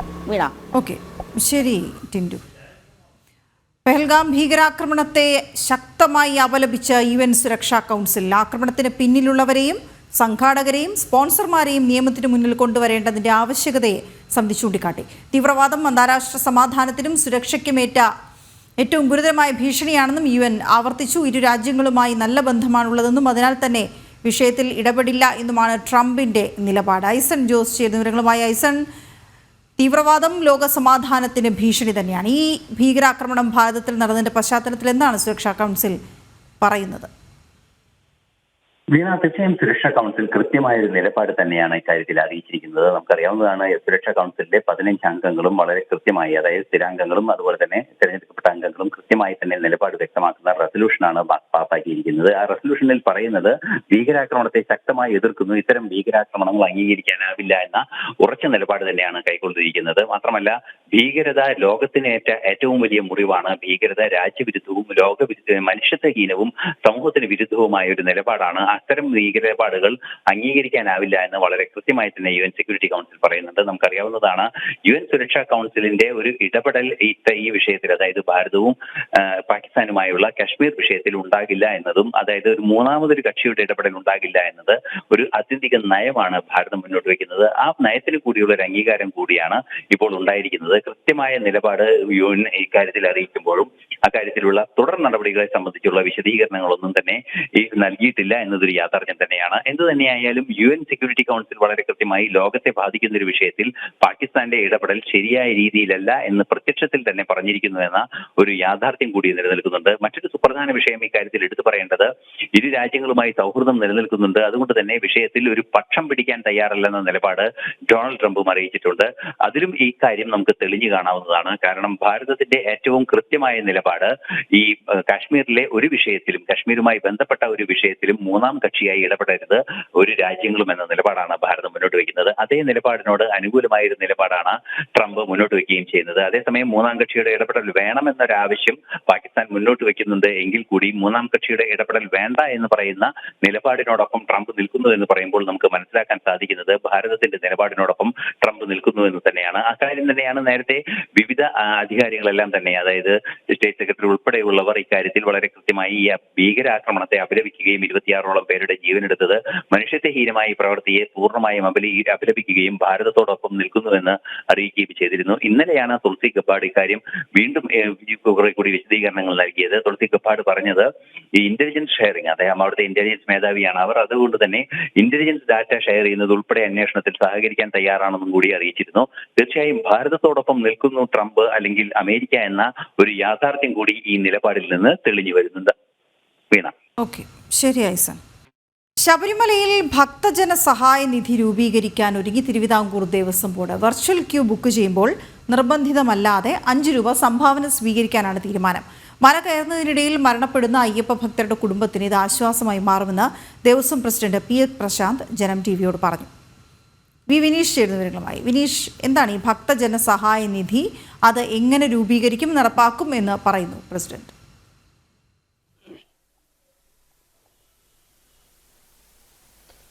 നിലവിൽ ദേവസ്വം പ്രസിഡന്റ് അഭിപ്രായപ്പെടുന്നത് ഇത്തരത്തിലാണ്. ശബരിമലയിലേക്ക് എത്തുന്ന ഭക്തർക്ക് ഏതെങ്കിലും തരത്തിലുള്ള അപകട മരണം സംഭവിച്ചു കഴിഞ്ഞാൽ അത് ഇൻഷുറൻസ് പരിരക്ഷ എന്ന തരത്തിൽ 5 ലക്ഷം രൂപയാണ് ലഭിക്കുന്നത്. അല്ലാത്ത പക്ഷം ഏതെങ്കിലും അസുഖമുള്ള അയ്യപ്പ ഭക്തർ ശബരിമലയ്ക്ക് എത്തുന്ന സമയത്ത് അവർക്ക് ഹൃദയാഘാതം മൂലം മരണം സംഭവിക്കുകയാണെങ്കിൽ, അത്തരത്തിൽ ഏതെങ്കിലും തരത്തിലുള്ള ഒരു മരണം, ആ മരണം സംഭവിച്ചു കഴിഞ്ഞാൽ ഭക്തർക്ക് യാതൊരു വിധമായ പരിരക്ഷയും ഇപ്പോൾ ലഭിക്കുന്നില്ല. ആ പരിരക്ഷ ഉറപ്പാക്കാൻ വേണ്ടിയാണ് വെർച്വൽ ക്യൂ ഓരോ അയ്യപ്പ ഭക്തർ ബുക്ക് ചെയ്യുമ്പോഴും 5 രൂപ വെച്ച് ഈ അയ്യപ്പ ഭക്തരുടെ കയ്യിൽ നിന്ന് ഈടാക്കാനുള്ള ഒരു തീരുമാനം ഇപ്പോൾ തിരുവിതാംകൂർ ദേവസ്വം ബോർഡ് എത്തി നിൽക്കുന്നത്. അത്തരത്തിലുള്ള തീരുമാനത്തിലേക്ക് ദേവസ്വം ബോർഡ് കടന്നിരിക്കുന്നു. പക്ഷേ ഈ 5 രൂപ വെച്ച് ഓരോ വെർച്വൽ ക്യൂ ബുക്ക് ചെയ്യുമ്പോഴും അത് ഭക്തർക്ക് വേണമെങ്കിൽ നൽകിയാൽ മതി, അതൊരു നിർബന്ധമായി കാണുന്നില്ല എന്ന തരത്തിലുള്ള ഒരു നിർദ്ദേശമാണ് ദേവസ്വം ബോർഡ് ഇപ്പോൾ മുന്നോട്ട് വയ്ക്കുന്നത്. ഒപ്പം തന്നെ എടുത്തു പറയേണ്ട മറ്റൊരു കാര്യം, മറ്റ് സന്നദ്ധ സംഘടനകളിൽ നിന്നോ അല്ലെങ്കിൽ മറ്റ് വ്യക്തികളിൽ നിന്നോ ഇത്തരത്തിലുള്ള ഒരു ഫണ്ട് സ്വരൂപിക്കാനും ദേവസ്വം ബോർഡ് ഇപ്പോൾ തീരുമാനമെടുത്തിരിക്കുന്നു. എന്തായിരുന്നാലും നിലവിലെ സാഹചര്യത്തിൽ ഇത്തരത്തിലുള്ള ഒരു തീരുമാനവുമായി ദേവസ്വം ബോർഡ് മുന്നോട്ട് പോകുമ്പോൾ അത് എത്രത്തോളം പ്രായോഗിക തലത്തിൽ ഫലവത്താകും എന്നത് സംബന്ധിച്ചുള്ള ഒരു സംശയം നിലനിൽക്കുന്നുണ്ട്. എടുത്തു പറയേണ്ട മറ്റൊരു കാര്യം ഇതാണ്, വ്യക്തമായി ഈ ഒരു പദ്ധതി നടപ്പിലാക്കാൻ ദേവസ്വം ബോർഡിന് സാധിക്കുമോ എന്ന ചോദ്യം ഉയരുന്നുണ്ട്. കാരണം നിരവധി ഭക്തർ ശബരിമലയിൽ ഇത്തരത്തിൽ മല കയറുന്ന സമയത്ത് ഹൃദയാഘാതം മൂലവും മറ്റ് അസുഖങ്ങൾ ഉള്ളവർ അവിടെ ശബരിമലയിൽ മല കയറാൻ എത്തുന്ന സമയത്ത് മരണപ്പെടുന്നതൊക്കെ ഇപ്പോൾ നടന്നുകൊണ്ടിരിക്കുന്ന ഒരു സാഹചര്യമുണ്ട്. ആ സാഹചര്യത്തിൽ ഇവർക്ക് ഏതെങ്കിലും തരത്തിലുള്ള ധനസഹായം നൽകാൻ ദേവസ്വം ബോർഡ് തയ്യാറാകുമ്പോൾ അന്യ സംസ്ഥാനത്ത് നിന്ന് എത്തുന്നവർ എത്തുന്നുണ്ട്. അവരുടെ ഈ മരണപ്പെടുന്ന ആളിൻ്റെ ഒരു പിൻഗാമി അല്ലെങ്കിൽ അവരുടെ നോമിനി ആരാണ് എന്ന് സംബന്ധിച്ചുള്ള ഒരു തർക്കത്തിലേക്കൊക്കെ കാര്യങ്ങൾ എത്തിയേക്കാം എന്ന് സംബന്ധിച്ചുള്ള ഒരു സംശയവും ചില ഹൈന്ദവ സംഘടന ഉയർത്തുന്നുണ്ട്. ഒപ്പം തന്നെ എടുത്തു പറയേണ്ട മറ്റൊരു കാര്യം നമുക്ക് വ്യക്തമാക്കേണ്ടത്, നേരത്തെയും ഈ സന്നദ്ധ സംഘടനകളിൽ നിന്നോ അല്ലെങ്കിൽ മറ്റേതെങ്കിലും വ്യക്തികളിൽ നിന്നോ സംഭാവനയായി ഈ പണം സ്വീകരിച്ചാൽ ആ പണം സ്വീകരിക്കുന്നത് ദേവസ്വം ബോർഡ് മറ്റൊരു തരത്തിൽ ഫണ്ട് കണ്ടെത്താൻ അല്ലെങ്കിൽ വലിയൊരു ഫണ്ട് കണ്ടെത്താൻ അല്ലെങ്കിൽ ദേവസ്വം ബോർഡ് വലിയൊരു ലാഭം കണ്ടെത്താൻ നടത്തുന്ന ശ്രമമാണ്. അത് പ്രത്യേകിച്ച് പറഞ്ഞാൽ എടുത്തു പറയേണ്ടത്, നിലവിൽ ഭഗവാന്റെ പേരിൽ അല്ലെങ്കിൽ അയ്യപ്പന്റെ പേരിൽ ഒരു സംഭാവന അത്തരത്തിലുള്ള ഒരു ചിന്താഗതിയിലേക്ക് കാര്യങ്ങൾ മാറ്റുന്ന ഒരു ശ്രമമാണ് ഇപ്പോൾ ദേവസ്വം ബോർഡ് നടത്തുന്നത് എന്ന തരത്തിലുള്ള ആക്ഷേപവും നിലനിൽക്കുന്നുണ്ട്. പക്ഷേ ഈ ഒരു പദ്ധതി പൂർണ്ണമായും നടപ്പിലായാൽ അതിനെ പൂർണ്ണമായും നടപ്പിലാക്കി കൃത്യമായ രീതിയിൽ കാര്യങ്ങൾ മുന്നോട്ട് കൊണ്ടുപോയാൽ അത് അയ്യപ്പ ഭക്തർക്ക് സുരക്ഷയൊരുക്കുന്ന കാര്യത്തിൽ അത് നല്ലൊരു തീരുമാനമായിരിക്കുമെന്നും വിവിധ സംഘടനകൾ ഒരു അത്തരത്തിലുള്ള നിലപാടും സ്വീകരിക്കുന്നുണ്ട്. എന്തായിരുന്നാലും ഈ ഒരു പദ്ധതി നടപ്പിലാക്കുമ്പോൾ പ്രായോഗിക തലത്തിൽ എന്തൊക്കെ സംഭവിക്കുമെന്ന് സംബന്ധിച്ച് നോക്കി തന്നെ കാണേണ്ടിയിരിക്കുന്നു. ഒന്നാം ക്ലാസ്സിലെ അക്കാദമിക് വിജയ വഴികൾ പങ്കിട്ട സംസ്ഥാന അധ്യാപക സംഗമത്തിൽ ഇടുക്കി ചോറ്റുപാറ RPM LP സ്കൂളിന് മികച്ച നേട്ടം. സ്കൂളിലെ 3 അധ്യാപികമാരെയാണ് സംസ്ഥാനത്തെ മികച്ച ഒന്നാം ക്ലാസ് അധ്യാപകരായി തെരഞ്ഞെടുത്തത്.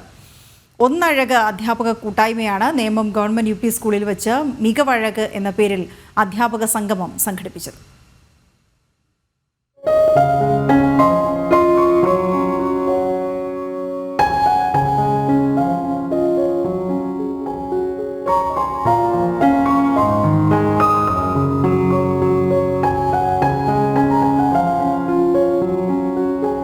ചോറ്റുപാറ RPM LP സ്കൂളിലെ ഒന്നാം ക്ലാസ് അധ്യാപകരായ അശ്വതി A, ബിന്ദു MB, പ്രണീഷ കൃഷ്ണൻ എന്നിവരെയാണ് സംസ്ഥാനത്തെ മികച്ച അധ്യാപികമാരായി തിരഞ്ഞെടുത്തത്. RPM സ്കൂളിന്റെ ഒത്തൊരുമയോടുള്ള പ്രവർത്തനത്തിന് പുറമെ നവാഗതർക്കായി തയ്യാറാക്കിയ കഥാപുസ്തകം, മികവഴക് വീഡിയോ, വിദ്യാലയം വീട്ടിലേക്ക് എന്ന പ്രൊജക്ടുകളും ഓരോ ക്ലാസ് പ്രവർത്തനങ്ങളിലും അധ്യാപകരുടെയും രക്ഷിതാക്കളുടെയും സജീവ സാന്നിധ്യം എന്നിവയാണ് അവാർഡിനിവരെ അർഹരാക്കിയത്. പുതുക്കിയ പാഠ്യപദ്ധതി, അതിലെ ഒന്നാം ക്ലാസ്സിലെ പാഠ്യപദ്ധതി, അതിന്റെ ആശയങ്ങൾ, പ്രവർത്തനങ്ങൾ എന്നിവ ഏറ്റവും ഫലപ്രദമായ രീതിയിൽ കുട്ടികളിലേക്ക് എത്തിക്കാൻ കഴിഞ്ഞു. ഒപ്പം പുതിയ പാഠ്യപദ്ധതിയെ സംബന്ധിച്ചുള്ള വ്യക്തമായൊരു ധാരണ രക്ഷിതാക്കൾക്ക് നൽകാൻ സാധിച്ചു. അതുവഴി രക്ഷിതാക്കളുടെയും അധ്യാപകരുടെയും കൂട്ടായ പരിശ്രമത്തിലൂടെ ഒന്നാം ക്ലാസ്സിലെ കുട്ടികളെ പഠനത്തിൻ്റെ ഉയർന്ന നിലവാരത്തിലേക്ക് എത്തിക്കാൻ സാധിച്ചു എന്നുള്ളതുമാണ് ഈ അധ്യാപകർക്ക് പുരസ്കാരം ലഭിക്കാൻ ഇടയായി. രക്ഷിതാക്കളുടെയും മറ്റ് സഹപ്രവർത്തകരുടെയും അകമഴിഞ്ഞ പിന്തുണയാണ് ഈ നേട്ടത്തിന് കാരണമെന്ന് ഈ അധ്യാപികമാർ പറയുന്നു. സന്തോഷത്തിന്റെ അളവ് എത്രത്തോളം ഉണ്ടെന്ന് ചോദിച്ചാൽ നമുക്കത് പറയാൻ പറ്റുന്ന ഒരു ഇതിലല്ല. അത്രത്തോളം സന്തോഷം ഞങ്ങൾക്കുണ്ട്. ഞങ്ങളെ ഇതിലേക്ക് എത്തിച്ചത് തീർച്ചയായിട്ടും നമ്മുടെ സ്കൂളിലെ അധ്യാപകരുടെ ഒരു സപ്പോർട്ടും അതുപോലെ കുട്ടികളുടെയും രക്ഷിതാക്കളുടെയും കൂട്ടായ ഒരു പ്രവർത്തനത്തിൻ്റെയും കൂടി ഫലമായിട്ടാണ് ഞങ്ങൾക്ക് ഇത്തരത്തിലുള്ള ഒരു അവാർഡിന് അർഹത നേടാനായിട്ട് കഴിഞ്ഞത്. അതിൽ ഏറ്റവും എടുത്തു പറയേണ്ടത് ഞങ്ങളുടെ കുഞ്ഞു മക്കളുടെ സപ്പോർട്ടാണ്. നമ്മൾ കൊടുക്കുന്ന ഏതൊരു വർക്കാണേലും അവർ രക്ഷിതാക്കളെ കൂടെ ഉൾപ്പെടുത്തി അവരുടെ ഒരു ഡെഡിക്കേഷനാണ് ഞങ്ങളെ ഈ ഒരു അവാർഡിൻ്റെ ഇതിലേക്ക് എത്തിച്ചത്. അപ്പോൾ ഈ സന്തോഷം അവരുമായിട്ട് പങ്കുവയ്ക്കുന്നു. നമ്മുടെ ക്ലാസ്സിൽ ഏത് പ്രവർത്തനങ്ങൾ നമ്മൾ കൊടുക്കുകയാണെങ്കിലും നമ്മുടെ രക്ഷിതാക്കളും കൂടെ ഉൾപ്പെടുത്തിക്കൊണ്ടാണ് എല്ലാ പ്രവർത്തനങ്ങളും അവർ ചെയ്യുന്നത്. അതുപോലെ തന്നെ നമ്മൾ ക്ലാസ്സിൽ പഠന പ്രവർത്തനവുമായി ബന്ധപ്പെട്ട് പലഹാരമേള, കഥാപുസ്തക നിർമ്മാണം, അങ്ങനെ ഒരുപാട് പ്രവർത്തനങ്ങൾ നമ്മൾ ക്ലാസ്സിൽ ആസൂത്രണം ചെയ്തു. അതിൽ രക്ഷിതാക്കൾ കുട്ടികളെന്ന പോലെ തന്നെ എല്ലാ പ്രവർത്തനങ്ങളിലും സജീവ പങ്കാളിത്തമാണ്. ഏതൊരു കാര്യത്തിലും എന്ത് കാര്യം നമ്മൾ വിട്ടാലും നമുക്ക് അതിലൊരു സങ്കടം വരുന്നില്ല. എല്ലാ കാര്യങ്ങളും നമ്മൾ എന്താണോ നമ്മൾ വിലയിരുത്തുന്നത് അതിനേക്കാൾ ഉയർന്ന നിലവാരത്തിലാണ് അവർ ഓരോ പ്രവർത്തനങ്ങളും കൊണ്ടുവന്ന് ക്ലാസ്സിൽ സബ്മിറ്റ് ചെയ്യുന്നത്. അംഗീകാരം പുതിയ അധ്യയന വർഷത്തിൽ കൂടുതൽ ആവേശത്തോടുകൂടിയുള്ള പ്രവർത്തനത്തിന് കരുത്തേകുമെന്നും ഈ അധ്യാപികമാർ പറയുന്നു. ജനം, ഇടുക്കി. അങ്ങനെ ഈ സന്തോഷകരമായ വാർത്തയോടെ പുത്തൻ പുലരിയുടെ സമയം ഇവിടെ പൂർണ്ണമാവുകയാണ്. ചെറിയ ഇടവേളയാണ്. ഇടവേളയ്ക്ക് ശേഷം ലൈവ് റിപ്പോർട്ട്സ് കാണാം. നമസ്തേ.